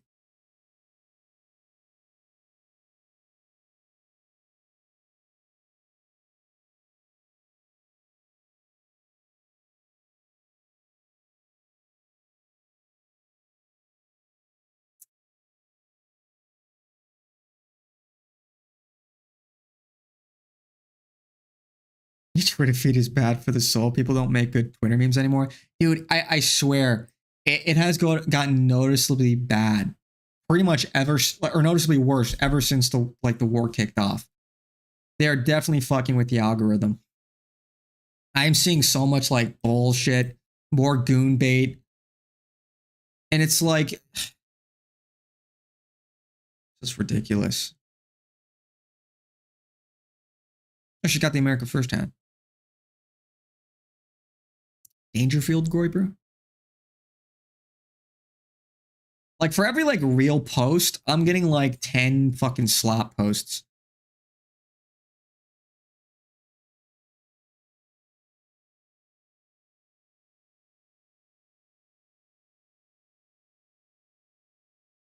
Vivek was pro this war. He was celebrating in 2018 when Soleimani got nuked. Yeah. I mean, he's a nothing. He's a snake. There's nothing genuine about him. Dangerfield is goated. W Groipet. W Groipet. Oh, cat turd. Fat fucking boomer retard. Fat boomer retard. Like, how can you just can't take most of these people seriously? Like, you get paid to have these opinions. Opinion discarded. All these fucking shills, you literally get paid to say the things that you're saying. Why should anybody listen to these people? But like, people are ignorant to that fact. They just see like anonymous poster on Twitter. He's just like me. Captive dreamer. This guy sounds kind of based. Oh, I don't care about what's going on. I'm above it all. Shut the fuck up, dude. How many times can somebody be wrong? Like before, I don't know, before they like spontaneously combust. Because Captive Dreamer's gotta be up there, dude. It's insane. Wrong about everything award. No war with Iran. Look, we're getting our deportations. How did? My goodness, man. It's just constant goalpost moving. It's like people like these people's lack of consistency should tell you everything about them. Like when people keep moving the goalpost, it's like, okay, so you're not principled. You're actually a propagandist.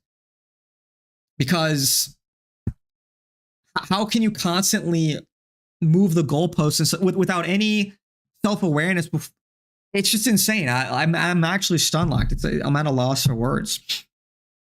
But you see people like Cat Turd, all these propagandists, and you realize, well, oh, they're not genuine. That's right. They're not genuine. I mean, I guess the fucked up part. Okay, I'll take that back. Some people are genuine. Some people are so mind raped that they genuinely are just negotiating with themselves constantly. You know? Look, Trump got elected. Golden age. Here comes the mass deportations and no new war. Oh, Trump is cucking out in Minnesota. That's okay because look at these self-deportation numbers. Oh, the numbers are fake and exaggerated. It doesn't matter because the borders is closed anyway. Don't be a panicking. No new wars. Oh, he bombed Iran? It's just a little bombing. It's not a war. Oh, he bombed Iran again. And 50% plus percent of the American air power is in the region.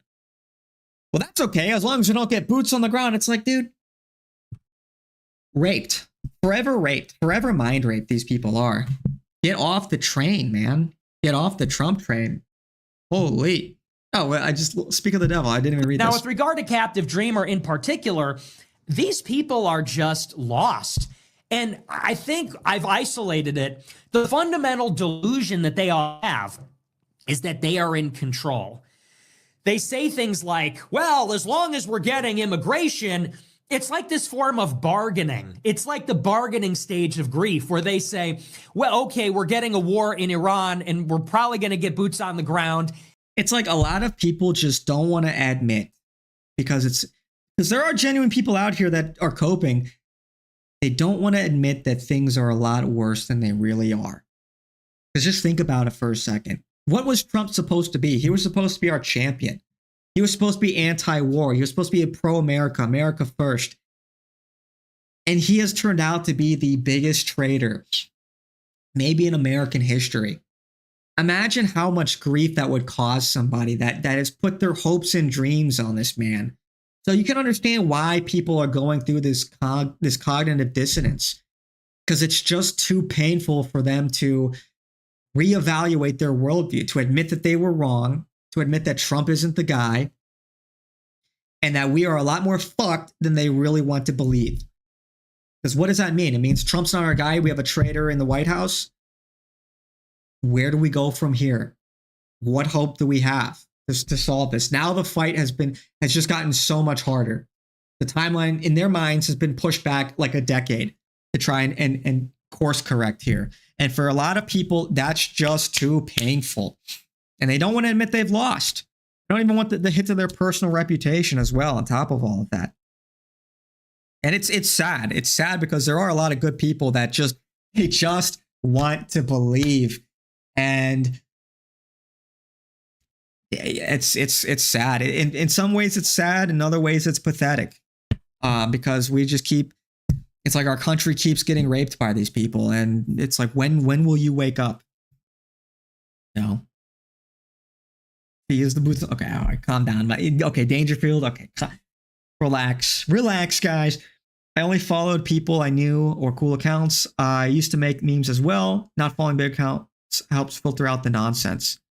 Well, just because an account is big, there are a lot of dog shit small accounts. I'm going to be honest. Like I see people with like 4 followers that are, I'll like post something about like, Democrats, please, throw Trump and his cabinet into jail. And I'm getting like people with like 4 followers, like retard, cuck, like doesn't even warrant engaging. And it's like, wow, like which one? Are you a bot or are you an NPC? Are you a literal clanker or are you just spine raped? I don't know. Not even worth engaging with some of these people. Most of these people, honestly. Yeah. XCS, yeah, I played Counter-Strike at a semi-pro level. I'm very good at games, very good at gaming. Elite gamer, some might say. Many have said this, that I'm an elite gamer. I'm kind of cracked. Yeah, I should probably update that, I don't think that really... Probably come up with a better about section to describe the channel, but whatever. Alex Jones, Elias Schaefer admitted they were wrong about Trump. Yeah, that's a big step. Admitting is the first step. And, that feeling of betrayal, that like the pain that people, this might sound gay, but like the pain that people have been avoiding of admitting they got duped, admitting they were wrong, you just got to confront it, man. And you got to own it. And you got to use that to go after these people that are fucking us over. You should be pissed at Trump. You should be fucking furious with Trump. You should be furious with the GOP. These people lied to your face. And they are sending your fellow Americans, maybe your family members, your friends, to go die for a foreign country. You should be furious.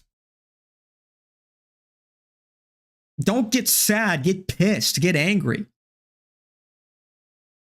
And never let it happen again. Never allow your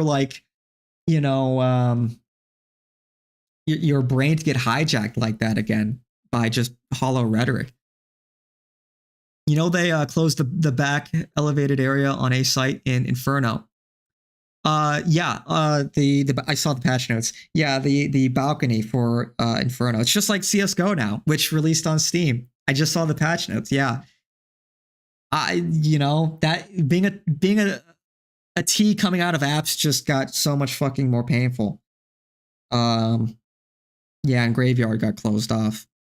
I hate Inferno anyway, so it doesn't really. I permaban Inferno every time I can. That map pisses me off. Minus Inferno plus cash, please. Anyway, Nick practically makes memes of himself in the super chats. I think of it like to a show. You're telling me one makes anything with AI access? I'm not sure what you mean by that. He's a psycho that uses uni. Oh yeah. Captain Dreamer. These are the Twitter accounts I never followed. Yeah, because a lot of those accounts, like there's this sophisticated psyop campaign of anonymous profile pictures. I'm not telling you anything you probably don't already know. The whole Bronze Age pervert BAP sphere. You know, these like right-wing Nietzschean racists, and that pose as I'm just like you, but Israel's based. Like they're trying to subvert the right-wing movement. They're out there in droves. They're out there in droves. Some people just do it because they're retarded and they fell for it. The whole like, Nick is a gay fed Mexican. Like that's like, okay, you're retarded because that's like just not true. Well, the Mexican part is true, but they're like paint him as like, this guy's brown, whitest guy ever. He's got like green eyes, pale complexion and Irish phenotype. This guy's a brown Mexican. He's not our guy. It's like, okay, what are we doing? So a lot of people are just retarded and love to cope because, either they're like some kind of op or they just have like a petty reason to resent Nick. Not serious either way, but you see a lot of that. And, if you're not initiated to it, it confuses a lot of people who are getting into this for the first time. That's why a lot of people, they get red pilled on some of this stuff and they just go off the rails. They don't know where to stop because, they have to reform their whole worldview. You learn about, pick your poison, World War II, 9/11, USS Liberty, that funny thing that happened, Cookie Monster.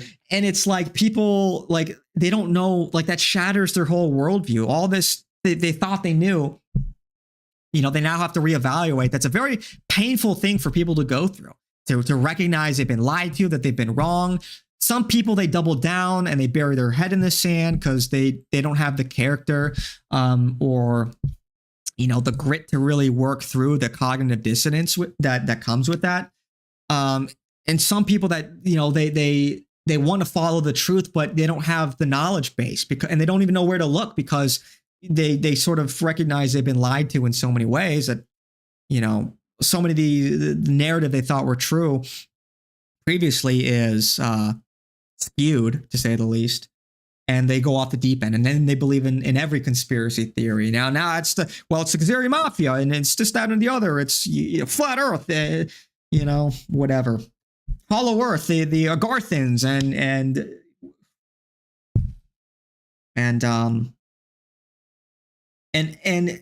it can be very difficult to navigate these things. So I'll sort of give general advice: just operate on probability and risk. Do a risk assessment for every conspiracy theory that you come across. Try to look at the evidence as best you can, but ask yourself, like, is this important? What's the likelihood of this being true based on the evidence? Is it likely, unlikely? You don't have to go all in on every conspiracy theory, or everything that you think is slightly more likely than the official explanation or whatever, however you want to describe it. You don't have to go all in. You can couch things, but also ask yourself, like, is this really relevant? What do you seek to gain out of this? Because we're in a political war for our existence, literally. You have to prioritize. How important is it that is Sasquatch to the movement? Are you going to die on that hill that Sasquatch is real or whatever when, your credibility is on the line? Is the risk worth it? Is the juice worth the squeeze? Maybe you have your doubts about certain things. I certainly have doubts and opinions that I wouldn't, publicly articulate. but I'm not going to stake my credibility on a lot of things.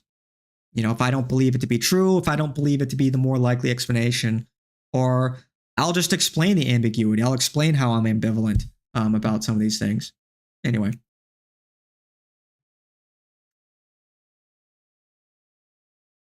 Have you seen his Captive Dreamer's real face? Uncle Ted looks better than Captive Dreamer, bro. Have you seen his forehead? You can land a 747 on that bitch. It's like a fucking $40, it's like an $80 Uber ride from his eyebrows to his hairline. Bro's cooked. He looks like fucking Kia D Mundi from Star Wars. Looks like an alien. He looks like some kind of creature. He's a subhuman Chad. Or Chud. Sorry, not a Chad.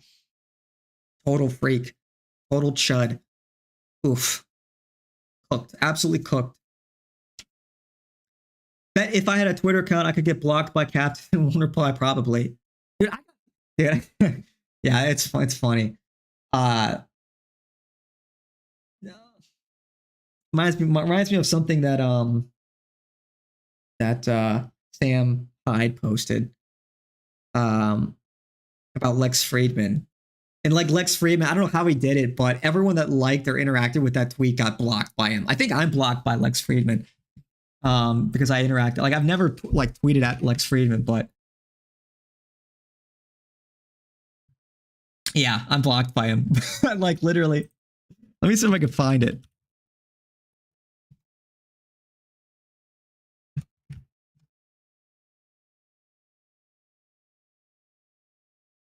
I hate how hard it is to find shit on Twitter. This app is so dog shit, man. My bookmarks just disappear. The search function gives me fucking bullshit. Spikes my cortisol. Anyway, well, you can find, if you know you know. If you know you know.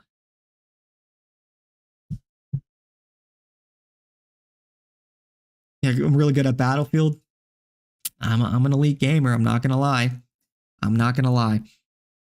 Anyway, Keith Wood seemed troubled that Nick looks more Irish with his red beard. One Europe, one people. We are European.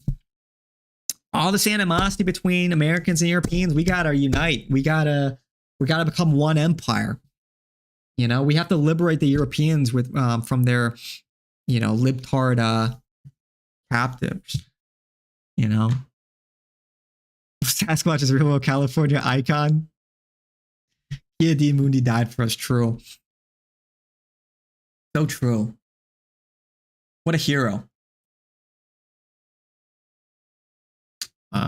This is an unthinkable betrayal. It's like almost surreal that we're witnessing it. The wild conspiracies are somewhat of a gateway into the real conspiracies. Once you get proven right on real conspiracies and recognize the patterns, the crazy ones you previously brushed off seem plausible. True. You know, because it's like, it's the basic question. It's like, well, if this turned out to be true, what about this other thing? But again, it's like, unfortunately, it's more complicated. And, look, maybe you can make a case about whatever, I don't even want to, whatever conspiracy theory, but, you have to prioritize. Is this going to hurt is this worth talking about even? Let the, somebody who makes it their mission, to go through all of that, let them sort through a lot of the details. Because it's just so high risk, low reward. Because even if you're right, what is the payout when you consider that you can turn a lot of people off, that, you're trying to come off as reasonable, but when you sort of have to be self-aware. And like, if you're going to talk about human animal chimeras and space beams and whatever, you have to recognize how that's going to come off as kind of crazy. Those things are true, by the way. There are, when you talk about lasers, the Goy beams are real. The directed energy weapons are real. They're just laser beams. You could buy them off of Temu for like $150 and light balloons on fire. It's not that's not even a conspiracy theory. I don't know why some people think that that's a conspiracy theory. It's real. Unless you're talking about some other kind of technology, but a directed energy weapon is just a laser. It's just a kind of a pedantic way to describe a fucking laser beam. You know? Anyway, unless your theory is like about the, you know, the application of them, like we're, you know, maybe you have a feeling about like what happened in like Lahaina, Hawaii, for example. But I didn't think Pizzagate was real, but now I think they eating babies. Yeah, I think Pizzagate's real. Dark shit. Man, I want to OD on white pills. I don't know. Just eat some ice cream, bro. Just eat some ice cream. I could go for some ice cream right now. You'll feel better. Yeah, it's yeah, it's not looking great right now. I'm not gonna lie. I'm not gonna sugarcoat it. There's I don't know if you guys feel it, but I just feel okay.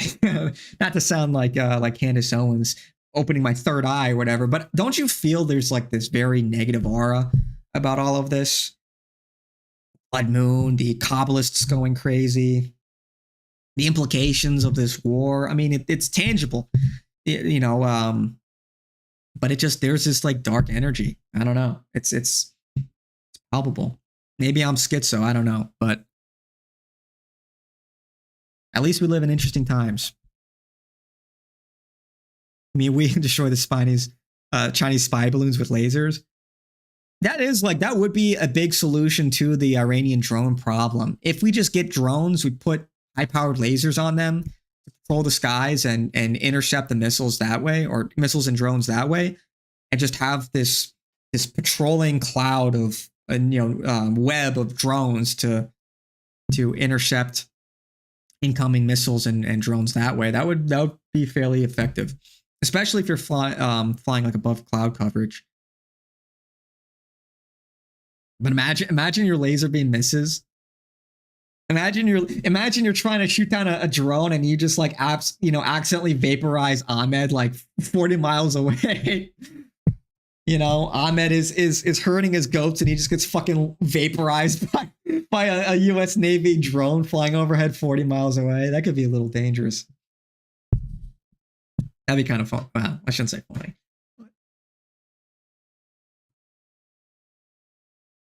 I've been really uneasy since this happened. Yeah, it's fucked, man. It's dark. I'm not gonna lie. I have a bag of chicharron from the Mexican store. That's a white pill. True. I'm so hungry, man. I am so fucking hungry. I've got pizza, but I am persevering. I'm persevering through the hunger.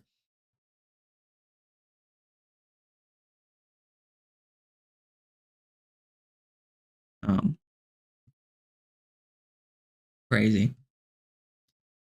Brief white pill, since we were talking about games, Crimson Desert, you know, I was watching, they lift the embargo. They had a like 6-hour preview event for a lot of influencers. I wasn't invited, obviously. I'm bitter about it. I would never get invited. You know, me and my, two viewers or whatever. Now also because, I'm like, I don't even know why I'm talking about this, but so that's a white pill. Hey, game is real, very good, a lot of fun. Comes out in like 2 weeks. I'm looking forward to that. Finally, some good fucking food. You know what I mean? So I was just listening to some of the people talk about the game. Eat on stream, please. I want to see what that. Okay, all right, freak. Okay, all right, okay. Your dog and cat follow you around when you're munching on chicharron? Don't they? Yeah, well, I don't have a dog anymore, but like, yeah, he would follow me around every time I was eating food. Waiting for me to slip up and drop food.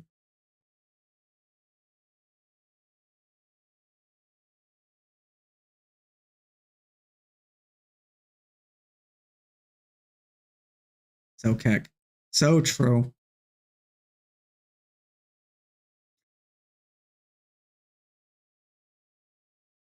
Dude, just look at this cope. Look at this unverifiable cope. By all means, vote Democrat. Don't be surprised when one, you instantly get banned / shut down, plus your entire movement for hate speech, put in jail / charged with crime for real this time. Bro, he survived Biden. America First survived Biden. What are you talking about? He got unbanned under Biden. Dude, it's the Republicans that are pushing the anti-Semitism speech laws. The fuck are you talking about? They're a bigger threat to free speech. And this is kind of hard for people to believe, but right now the GOP is a greater threat to free speech than the Democrats. What are you talking about? Here's the thing, like, and nobody, two Democrats stab you in the back and serve Israel. Look, man, it's about destroying the GOP. We're under no illusions what the Democrat Party is. There are no illusions there. But the problem is we cannot, here's the thrust. You cannot reward the GOP for this treachery. Absolutely not. And we need to make that statement. That they have to lose so these people are pushed out of the GOP. It's that simple. And if they don't lose, then this will continue to happen in perpetuity. Then you get JD Vance, then it's fucking over. It's like, then we're right back to where we started, and the Trump revolution might have What did we even gain over the last 20 years? What did we even learn? It would have been all for naught. All of this suffering, all of this fight would have been for naught. Because you just get one more establishment shill. And that's why the betrayal of Trump is like, that should have woken a lot of people up to how we need to play this game. Take your own side. That is the best rhetoric I think that Nick has come up with, is take your own side. Just take your own side. Okay? These Israel first shills, these Jews, they always take their own side. They do it every single election cycle. So.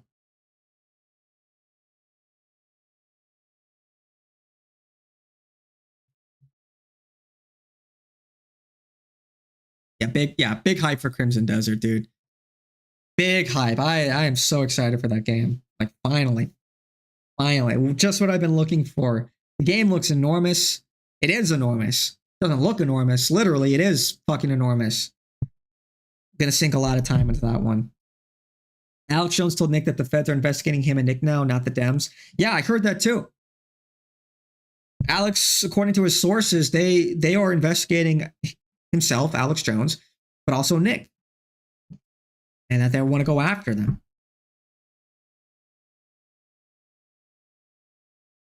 I guess so. Hey, you know, we will hand you Trump. We will hand the Democrats who say, you know what, go ahead, do whatever you need to do. Throw them in prison. Try them for treason. I don't fucking care anymore. Try all of these people for treason. Clean fucking house. Honestly, do us a favor and clean out Trump's cabinet. Throw them in prison. Declare them traitors to America, because they are. Disgusting what's going on. So there's a white pill. There's a white pill. A lot of people are waking up. So that is a silver lining to this. There's still hope. There's still hope. If it were hopeless, then it would be the end of the world. But we're still here. We're still breathing. So just lock the fuck in, everybody, and do what you can. Maybe, you know, big contributions, small contributions, however you can in your personal life. Dude, we are just getting like slop after slop after slop, bro. We're just getting like, look at this shit. Okay, yeah, women are whores. Okay, more at 11. Like, okay, all right, what are we doing? A GOP didn't do nothing wrong. Yeah. Also, after the Democrats' term, here comes us, the gripers. Exactly. That's why, like, Fishback is a very good testing ground. You know, it will set the tone. It will set the tone, and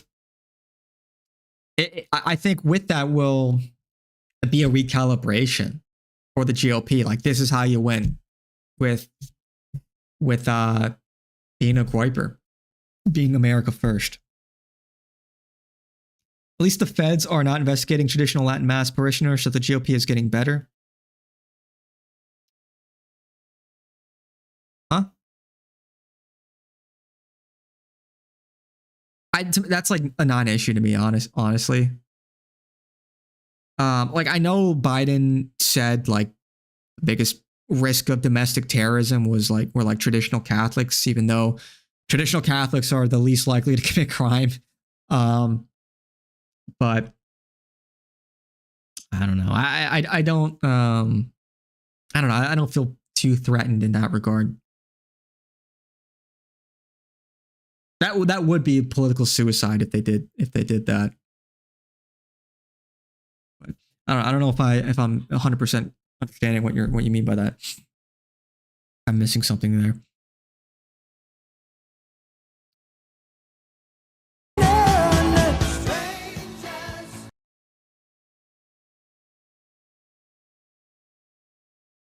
Because it's easy to tell what time of day it is. If you look at my screen closely, you can see there is a very subtle glare effect which indicates sunlight. This game... Okay, we're just going scrolling now. We're just going scrolling now. Weapons. But what you're seeing right now, Sean, is a military under President Trump's leadership that's not fighting politically correct, that isn't fighting with its hands tied behind its back. One of the reasons I fear, Sean, that some people in this country lost faith in the military and the capacity to use that military to defend us is because we had a woke Pentagon. Because we had a military who at the very highest levels, not the fighters, was you should be in favor of this because it's not woke. To fight a less than full fight. This man right here really does think you are just a stupid, gullible, ignorant goy. Yeah, they hate woke shit, right? This war's not woke. That'll convince them. You got me. You got me. Wow, I'm totally pro-war in Iran now. Maybe for like you're an 80-year-old boomer on your way out on your way out. Maybe you'll find that convincing. The light comes from the sun. So true, so true. Crazy. Anyway, I don't know when Nick is going live. Shit, it's 10:20, but yeah. Yeah, I guess how long am I live for? I'm live for about 2 hours. Okay. All right, guys. Well, I've pretty much covered what I wanted to cover today. I'm starving. Yeah, don't forget to hit the like button. Hey, don't forget to hit the like button. Subscribe, hit the bell notification, stay up to date. Leave a comment what your thoughts on all of this are. Crazy stuff. A little scary, a little sad, a little aggravating. A lot of emotions flying around right now. It's very unpredictable, I think. Nobody knows exactly how this is going to shake down. You know, I gave my predictions, my analysis. Not necessarily prescriptive. I try to keep it descriptive. What I think might or could happen. But yeah. I miss when the woke men were aware of, unnoticed, and not the gay shit. Yeah, that got hijacked so quickly. I remember like when the term woke was like becoming a thing. That got hijacked so fast. It's like almost like I feel gaslit that it was ever not just purely gay shit, you know? It feels almost like the Mandela effect. You know, like it was such a brief period of time where it meant you were awake and you were out of the matrix or whatever. And then there's just, no, it actually means you like it when things go up your ass. It's like, okay, all right. I don't know how we went from here to there, but you know, I'm not really, okay, no more. Anyway, I'll get out of here, guys. Take it easy. Yeah, like, comment, subscribe, do all those things. Helps me out, I think. Yeah. I think Nick will probably go live soon. See what he has to say. But yeah, thanks for watching, guys. I'll catch you guys all lost track on Friday. I'll catch you guys all on Friday. So good night. Good night.